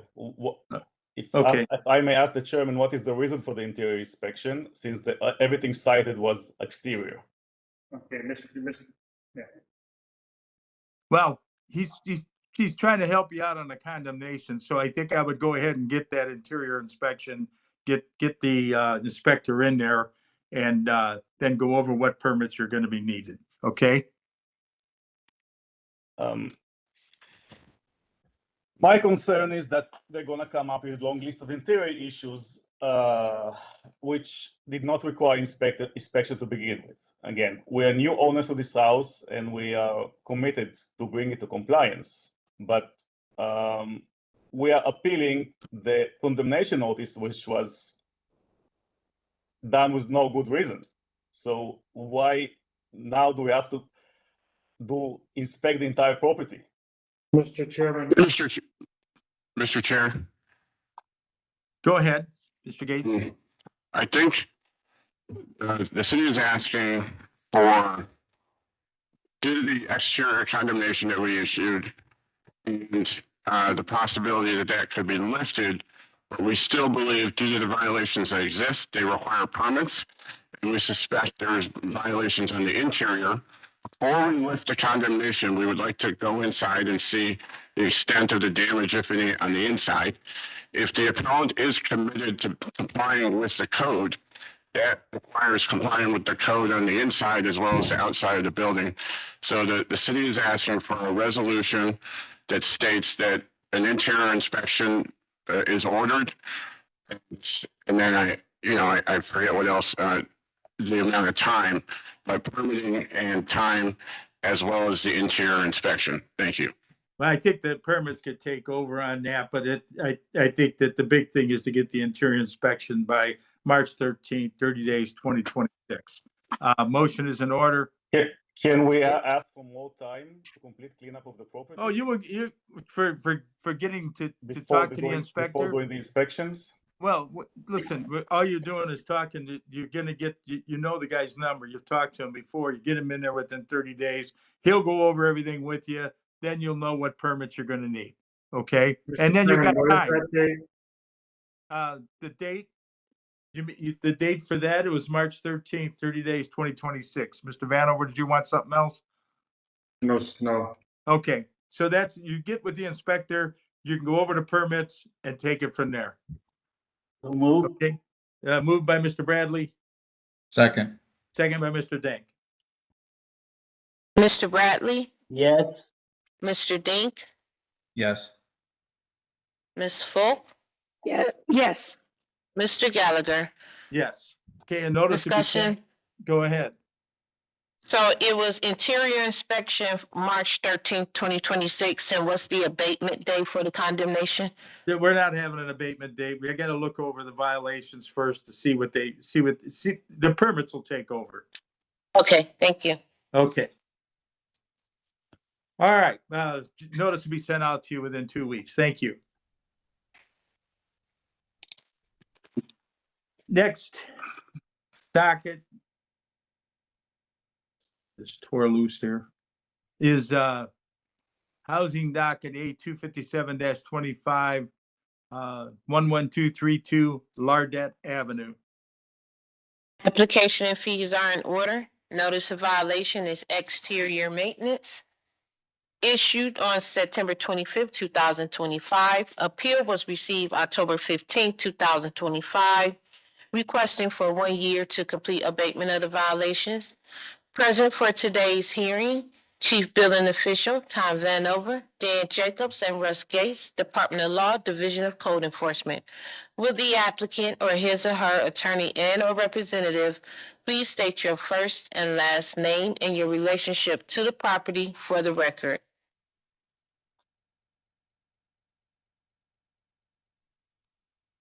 Charlotte Morrow, and I am the owner.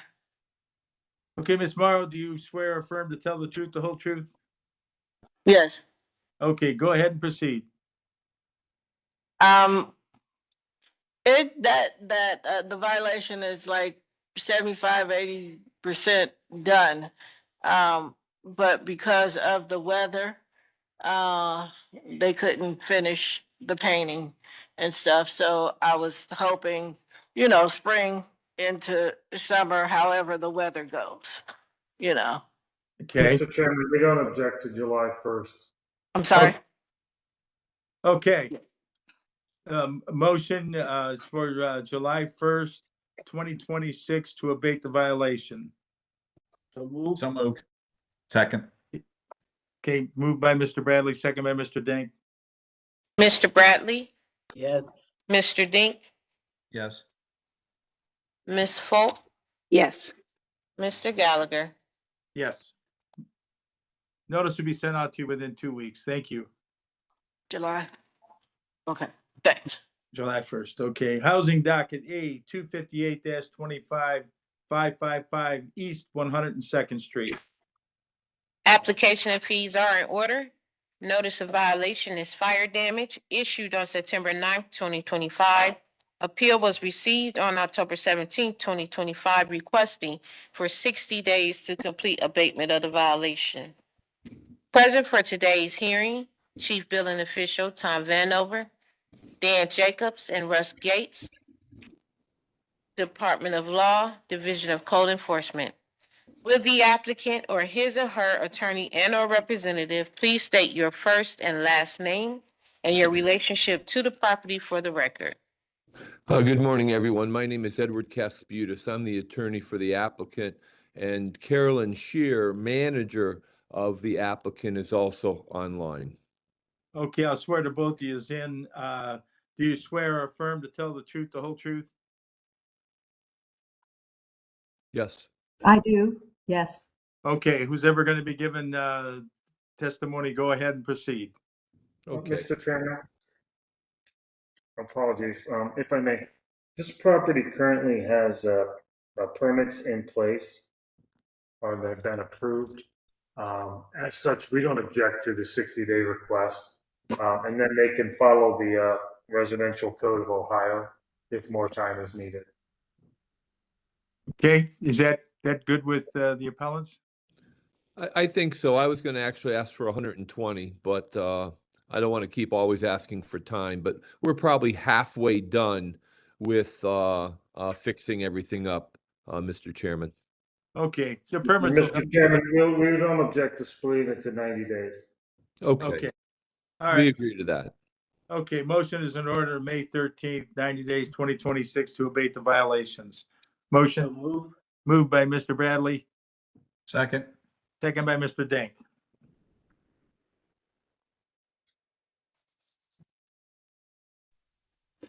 Okay. Oh, I'm sorry. Mr. Bradley, Yes. Mr. Dink, Yes. Ms. Folk, Yes. Mr. Gallagher. Yes. Notice to be sent within 2 weeks. Thank you. Thank you, everyone. Thank you. Welcome. Okay, next docket is housing docket A 259-25 12301 Benham Avenue.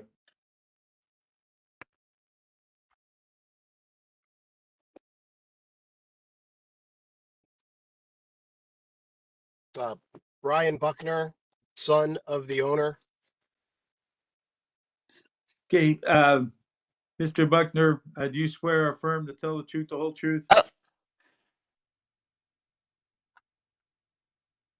Yes. Okay, go ahead and let us know what the plans are. So this property was my dad's property. He passed away in 2021. My brother, who actually lives locally, it was my understanding that he was supposed to be taking care of the property. I do not live in Ohio. I actually live in New York. And my other brother lives in Japan. Once my mom told me that she wanted to rent the property, I went ahead and had the inspection done. The rental idea wasn't necessarily my idea. I had other ideas, but she wanted to rent it, so I had the inspection done. Upon having the inspection done, came up with all these violations. I did not know that no one was even in the property before this, because as I said, it wasn't something that I was taking care of. My brother was supposed to be taking care of it. Now that he has been removed from said picture, and I am basically being asked to do this, I'm requesting 2 years because I have to go back and forth from New York to try to get this work completed and done. I am also, my mom is 84 years old. She does not reside in the house or in the in the house. And she is unable to do any of the, obviously the required work. I have taken steps to make sure that all openings were sealed properly. I do have a regular person coming that does pest control. Orkin does pest control for the property, both inside and out. I put a lockbox on the property so they would be able to do so. I have gone and started to take care of some of the stuff in the yard. That I will probably do myself. I believe the other issues on the violation, I think from hearing other people's stories, I think they have to be, I'll have to have permits pulled for them. So I'll need to find a contractor. I was hoping, because obviously I take care of myself and my wife here in New York, and I'm taking care of my mom. I was hoping that the first woman who spoke actually mentioned some type of program, I guess, for senior citizens. to help them. I would love more information regarding that because everybody I've tried to talk to, even her church, they said that they could help, but nobody's really come up with anything. Because I would love to do what my dad had intended for this property. He used to rent it to Section 8. And I would love to do that again and help out, people in the city of Cleveland that are in need. It is a nice house. It's a three-bedroom structure. It does need a lot of love, but I'm willing to do so. I just can't commit to doing that in a short time span, just for the back and forth that I'm going to be needing to do. I'm showing that it's a two-family residence. Is that Sorry, correct? 3 floors. 3 floors, yes, 2 family. Okay. And, your mother doesn't live here. Nobody lives here. Your plans are to rent it out. Yes, my plans Okay. are to renovate it, what's needed, because the last renters, when they left their stuff inside. As I said, I was unaware of that because it's, wasn't something really in my view. Like I wasn't taking care of the property. So I didn't know any of this had happened. But once I was made aware, I've tried to take steps to get the process, get everything rolling. Okay, let me go over to Mr. Vanover. Mr. Vanover. Mr. Chairman, this is a rental property. It's currently registered as a vacant property. There's an expectation that the exterior and the building is made safe and the exterior is maintained. I understand the story. I'm empathetic, but at the end of the day, it's out of town from when I was, responsible parties for a vacant property that's in a neighborhood in Cleveland. We would ask that you deny him this apartment. It doesn't look like there's a real ability to get it fixed, and perhaps disposing of the property to a beneficial owner may be the best scenario for it. Yeah, unfortunately, that's what I see too. Board members, anybody have a thought? I agree. It sounds like the circumstances of ownership aren't a good fit for Mr. Buckner's current situation. Okay. Motion is in order to deny more time, remand the property division of building and housing for any further action. So moved. Okay, moved by Mr. Bradley and second by Mr. Dank. Mr. Bradley, Yes. Mr. Dink, Yes. Ms. Folk, Yes. Mr. Gallagher. Yes. Okay, notice will be sent out to you within 2 weeks. And basically, you'll just you can take care of it or get it sold one way or the other. It doesn't stop you, but it brings the city involved in it. Okay. Next docket is housing docket A260-25, 779 East 91st Street. Application and fees are in order. Notice of violation is condemnation of the main structure issued on September 17, 2025. Appeal was received October 17, 2025, requesting for 1 year to complete abatement of the violation. Present for today's hearing, Chief Billing Official Tom Vanover, Dan Jacobson, and Russ Gates, Department of Law, Division of Code Enforcement. Will the applicant or his or her attorney and/or representative please state your first and last name and your relationship to the property for the record? Donna Burrell, owner. I didn't quite catch that. Sorry. Donna Burrell, owner. Okay, do you swear or affirm to tell the truth, the whole truth? Yes. Okay, go ahead and proceed. Basically, before the violations, the current violations, I had already been interviewing several contractors to repairs. But unfortunately, before I had a chance to choose someone, the violations came. We filed the appeal, and then we were trying to pull the permits, but we haven't heard back from the permit department letting us know if they have approved us to pull the permits or what else needs to be done before they allow us to pull the permits. Once we pull the permits and are able to go ahead and proceed, it shouldn't take very long to comply with the exterior violations. I submitted the quote from the contractor, and we'll just proceed once the weather breaks and once the permits once we're allowed to start the work. Okay, how much time do you think you need? I think I asked for a year. It shouldn't take that long, but we're waiting on the permit department to give us the approval.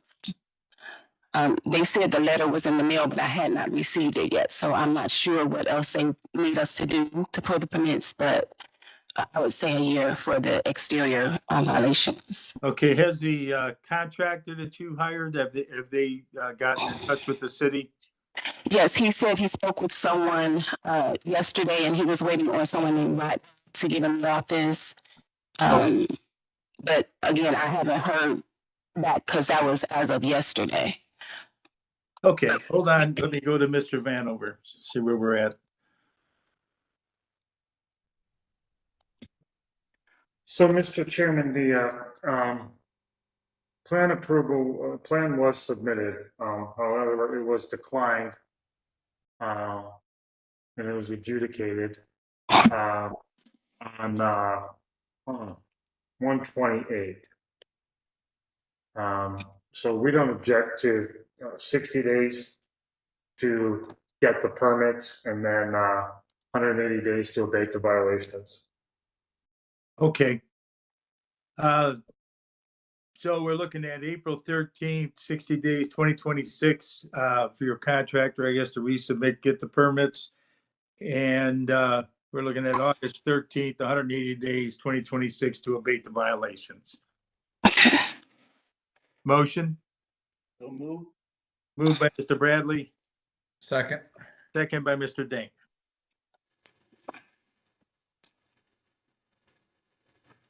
Mr. Bradley, Yes. Mr. Dink, Yes. Ms. Folk, Yes. Mr. Gallagher. Yes. Okay, notice to be sent out to you within 2 weeks. Thank you. No, thank you all. Next docket is housing docket A 309-25, 4100 East 64th Street. Application and fees are in order. Notice of violations, condemnation of the main structure and the garage. Issued on November 14th, 2012. Appeal was received under a new owner on December 16th, 2025. Applicant was requesting 180 days to complete abatement of the violations. Present for today's hearing, Chief Billing Official Tom Vanover, Dan Jacobson, and Russ Gates, Department of Law, Division of Code Enforcement. Will the applicant or his or her attorney and/or representative please state your first and last name and your relationship to the property for the record? Yes, my name is DeWarren Gray, and I'm the general contractor. Okay, are you the only one giving testimony? Yes. Okay, do you swear or affirm to tell the truth, the whole truth? Yes, sir. Okay, go ahead and proceed. Let us know what the plans are. The plans are now we've already installed windows on the property's cleaned out. We're waiting for the weather to break so that we can continue the necessary work to complete the project. Okay, have you got the permits and everything in order? Yes, they're in the process of doing that now. Okay. Alrighty. And how much more time do you think you need? We're asking for 6 months. Okay, Mr. Vanover. Mr. Chairman, there are no permit applications made for the property. It was just purchased in November. But we don't have any permits in place. So we would ask that you deny and remand it back to the department until such a time that permits and applications are made and it's in place. Any windows that were, any work that has been done was done without a permit and, subject to removal. Okay. A motion is in order to deny more time, remand the property division of building and housing for any further action. Motion moved by Mr. Bradley, Second. second by Mr. Dank. Mr. Bradley, Yes. Mr. Dink, Yes. Ms. Falk, Yes. Mr. Gallagher. Yes, notice will be sent out within 2 weeks. Next docket, Mr. Chairman, can you hold for discussion for just a moment, please? yes.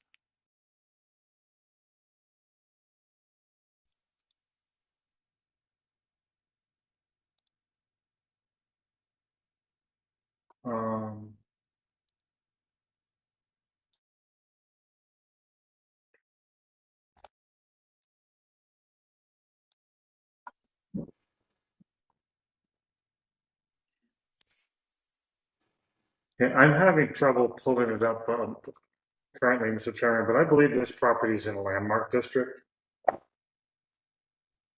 Okay. That which makes would it- also mean, just for the information to the appellate, which means that the windows, any window installation in a landmark district will require a approval by the Landmarks Commission.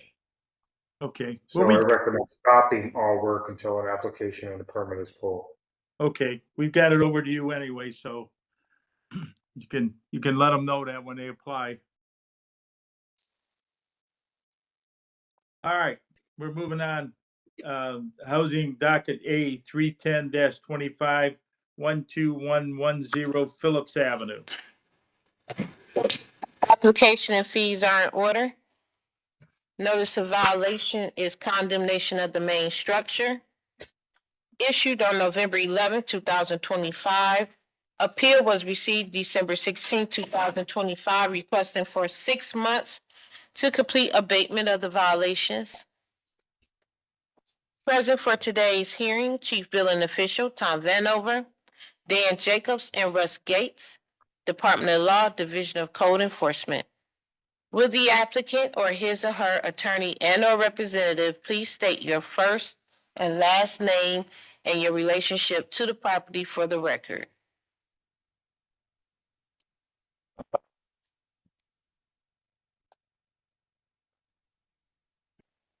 Mr. Chairman, I do not see the applicant in the participants panel, nor is that person present in room 516 this morning. Mr. Vanover, do you swear or affirm to tell the truth, the whole truth? I do. Mr. Gates. Through the chair to Ms. Davis, the notice of today's hearing get returned to the board's file, and have you received any form of communication on behalf of this appellant? Through the chair to Mr. Gates, no. To the chair, the due process requirement of notice has been provided, and the board can proceed with this hearing. Thank you. Mr. Vanover. Mr. Chairman, it appears that there is a building permit record that was applied for in late December. It was declined and there's been no further activity. We would ask that you deny and remand it until, and they can continue along that process. Okay, a motion is in order to deny more time, remand the property division and building and housing for any further action. So So move. moved. Okay, moved by Mr. Bradley, second by Mr. Dank. Mr. Bradley, Yes. Mr. Dink, Yes. Ms. Falk, Yes. Mr. Gallagher. Yes. Notice will be sent out within 2 weeks. Next docket is Housing Doc A 312-25, 3166 West 31st Street. Mr. Chairman, we're going to have to take a few seconds. We have to get the interpreter online for this applicant. Okay, In the process, application and fees are in order. Notice of violation is condemnation of the main structure issued on November 19, 2025.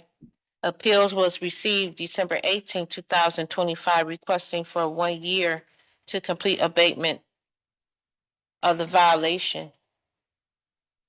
Present for today's hearing, Chief Billing Official Tom Vanover,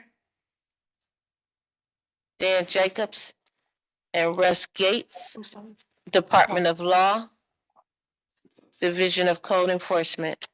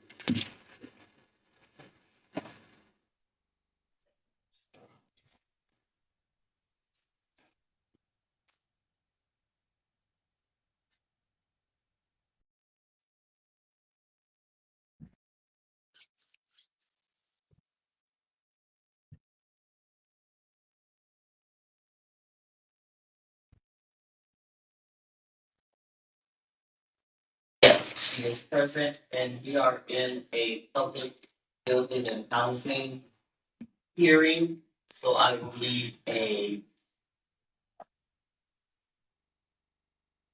court interpreter. Oh, okay, I understand.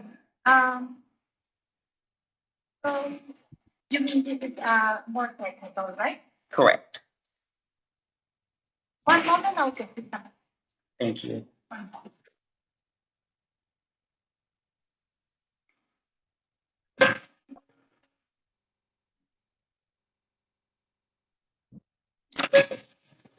Sorry.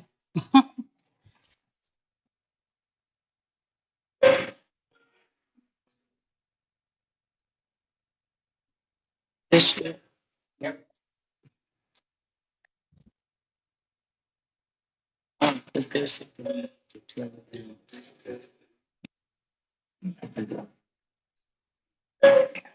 this one? Yeah. Let me just, okay.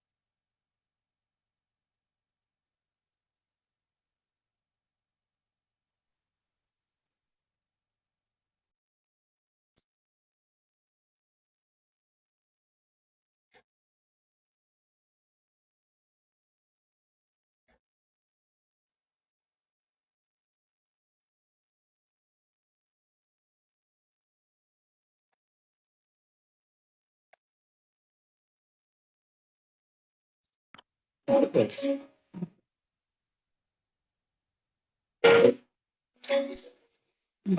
email. Please keep a hold for the next available interpreter. Do I have to bring or scan any papers, like pictures of the house and stuff? So the hearing notice that you received, did you get that by email? So in there, it would have given you a deadline to submit your pictures and stuff. So you didn't submit anything? No. Okay, okay. Please continue to hold for the next available interpreter.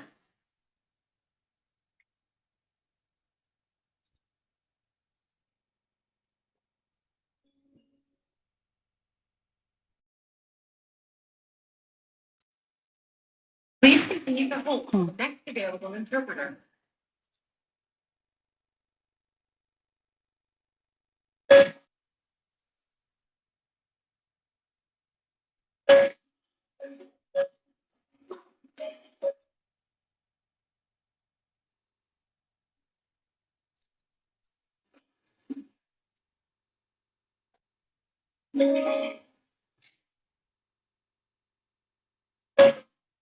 Please continue to hold for the next available interpreter.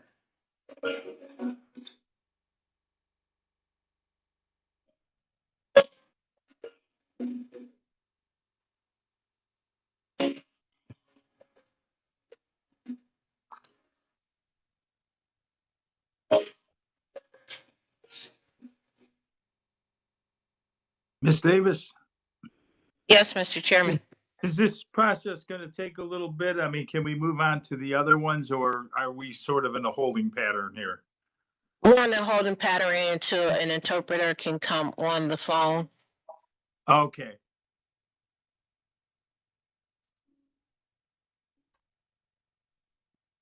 Please continue to hold for the next available interpreter.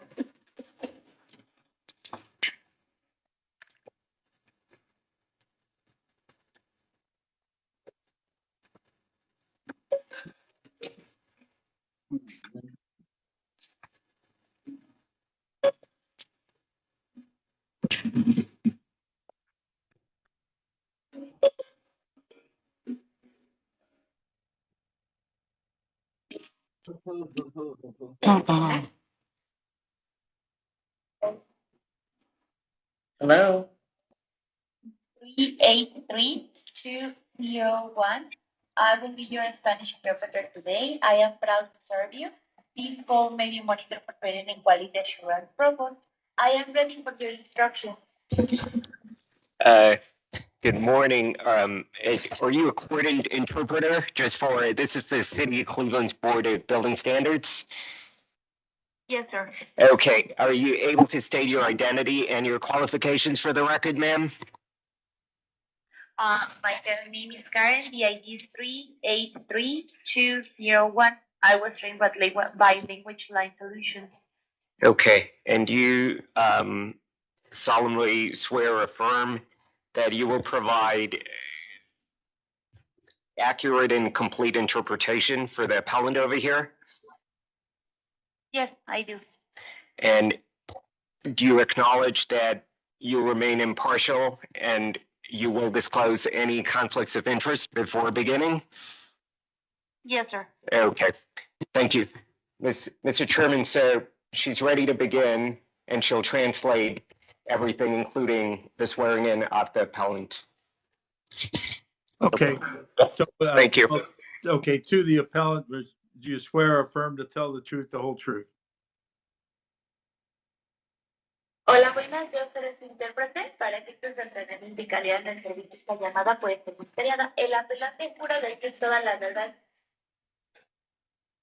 Sí. Yes. Yes. Okay, very good. Mr. Chairman, Yes. can we ask her to also state her first and last name for the record and her relationship to the property? Okay. Go ahead and state your first and last name and your relationship to the property. It sounds like you're the owner. ¿Puede por favor confirmar su nombre y su apellido y su relación con lo que es el dueño de la propiedad? Ok, mi nombre es Evelyn Cruz, soy la dueña de la casa 3166, West 31. My name is Evelyn Cruz. I am the owner of the house 3160 West 35. Okay, ask if she lives there. ¿Está ahí? Sí. Okay, Yes. all right. Let's see, No en esa del frente, hay una pequeña casa en la parte de atrás. Not in the house that is on the front, there is a small house in the back. I didn't catch that. Say that again. Yes, not in the house that is on the front, there is a small house that is on the back. So there are rentals in there. Is that correct? 2 other rentals. There's split. It's a 3-family residence. Okay, y la renta con otras personas es una residencia de 3 familias. Sí, pero no está habitable. It's her family. Sorry, she says that it's not available. Le pregunto, ¿es su familia? No, es mía también. No, it's mine also. Okay, so we get down to the condemnation of the property. We need to know what the plans are to take it out of condemnation. En cuanto a lo que es la condonación de la propiedad, queríamos saber cuáles son los planes para la condonación. Ok, mis planes son tumbarla. Pero lo que pasa es que el agua, la línea de agua corre por dentro de esa casa. Entonces tengo que hacer la línea de la casa, del agua por fuera para poder hacer tú sabes, para poder tumbar la casa. My plans are to demolish the house, but what happens is that the water line runs inside that house. So I need to do the water line outside before I can demolish the house. Okay, so I think what we need is a contractor to apply. Does she have a contractor in place? Okay, ¿tiene usted un contratista? No. No contractor yet. Y Okay. necesito un permiso también, ¿verdad? And I think I also need a permit to do that, right?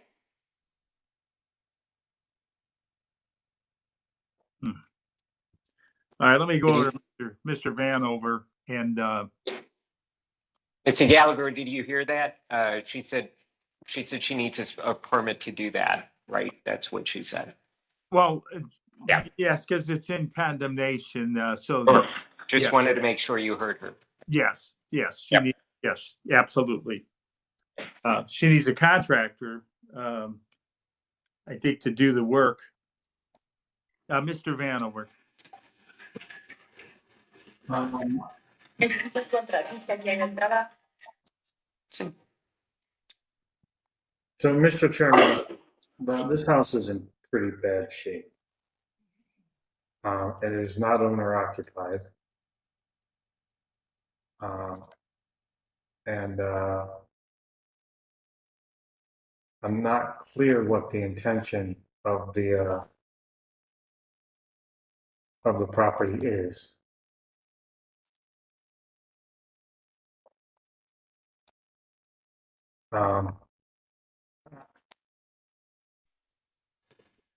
And it doesn't feel as if the appellant fully understands what is needed to bring it out of condemnation. There is a considerable exterior work done. There's been, it was condemned from the outside and noticeably so. The foundation has substantial issues in cracking. The exterior walls have been stripped of most of their siding. The roof is actively leaking. Short of a clear plan and understanding, we ask that you deny more time and remand it back to us. Yes, sir. I can see the overhang also looks like a problem, and I think one of the windows is boarded. So yes, I think that's to get a good grip on this for sure. So a motion is in order to deny more time, remand the property division of building and housing for any further action. Moved by Mr. Bradley, Second, second by Mr. Dink. Mr. Bradley, Yes. Mr. Dink, yes. Ms. Flook, Yes. Mr. Gallagher. Yes. Notice to be sent within 2 weeks of the action taken. You can, Able to translate that, please? I didn't hear her, sir. I didn't hear him. Okay. A decision was taken by the board to remand this back to the city of Cleveland, and notice will be sent within 2 weeks, and all board members voted unanimously on this. Una decisión se va a enviar a lo que es la ciudad de Cleveland como tal. Se le va a enviar la decisión dentro de 2 semanas como tal y todos los miembros de la Junta votaron positivo para esto. Ok. Gracias. Thank you. okay, thank you. Next docket is housing docket A 31425, 2063 West 81st Street. Application and fees are in order. Notice of violation is exterior maintenance issued on November 21st, 2025. Appeal was received on December 19th, 2025, requesting for 1 year to complete abatement of the violation. Present for today's hearing, Chief Billing Official Tom Vanover, Dan Jacobson, and Russ Gates, Department of Law, Division of Code Enforcement. Would the applicant or the applicant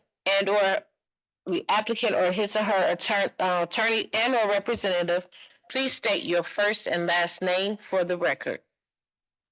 Good afternoon. My name is Alla Wagner. Okay, Ms. Wagner, do you swear or affirm to tell the truth, the whole truth? I do. Okay, go ahead and proceed and let us know what your plans are.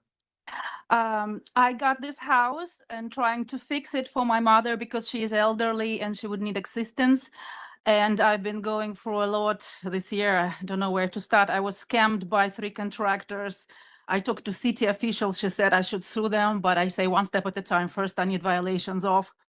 And then I helped one person who was contractor who really asked me for help, whom I gave a room to live while he was promising to work, but he was just watching TikTok and didn't do anything, used my things, stole my money, and then started threatening, following me. Police got involved.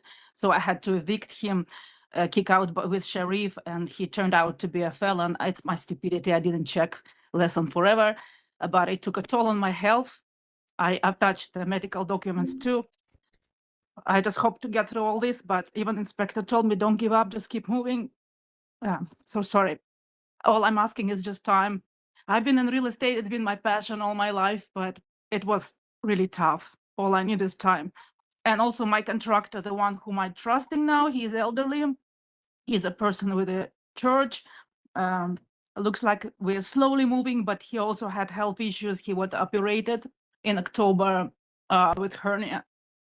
But he said, I'm with you. Just ask the city for time. We will do it.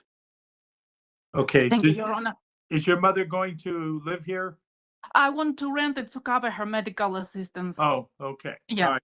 It'll be a rental. All right. Yeah. Mr. Vanover. Mr. Chairman, there needs to be permits pulled. We don't object to 30 days to pull. We'll get the permits, 60 days to get the permits pulled. And then let the 180 days for the residential code take over. Okay. So a motion is in order for April 13th, 60 days, 2026 to get the permits pulled, and till August 13th, 180 days, 2026 at 6 months to abate the violations. Motion? Thank you, Your Honor. Thank you. So move. Okay, moved by Mr. Bradley, Second, second by Mr. Dink.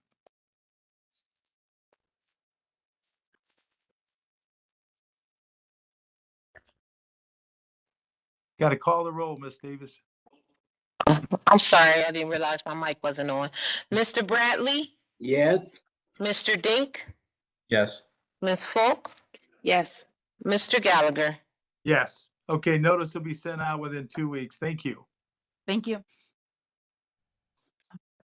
Next docket, housing docket A 141-24. This is a reopen 15707 Eldemere Avenue. Application and fees are in order. Notice of violation is poor workmanship. Issued on June 26, 2024. Appeal was received July 8, 2024, requesting for 6 months to complete abatement of the violation. Present for today's hearing, Chief Billing Official Tom Vanover, Dan Jacobson, and Russ Gates, Department of Law, Division of Code Enforcement. Will the applicant or his or her attorney and/or representative please state your first and last name and your relationship to the property for the record? Mr. Chairman, I do not see the applicant in the participants panel, nor is that person present in room 514 this morning. Mr. Vanover, do you swear or affirm to tell the truth, the whole truth? I do. Mr. Gates?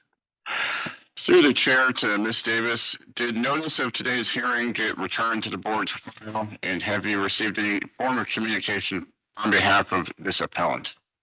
Through the chair to Mr. Gates, no. To the chair, the due process requirement of notice has been given to the appellant. The board can proceed with its hearing. Thank you. Mr. Vanover? Mr. Chairman, this has been postponed and kind of kicked around since 24. I personally was at the site yesterday, and it is not complete. It is not. It was not done correctly. We're going to ask that you deny it, remand it, no more extensions, no more appeals. Okay, motion is in order to deny more time, remand the property to the Division of Building and Housing for any further action. There shall be no more delays or what was the other word? Or appeals. Continuances. Yes, no more continuances. This is it. Okay, motion So move. moved by Mr. Bradley, Second. second by Mr. Dink.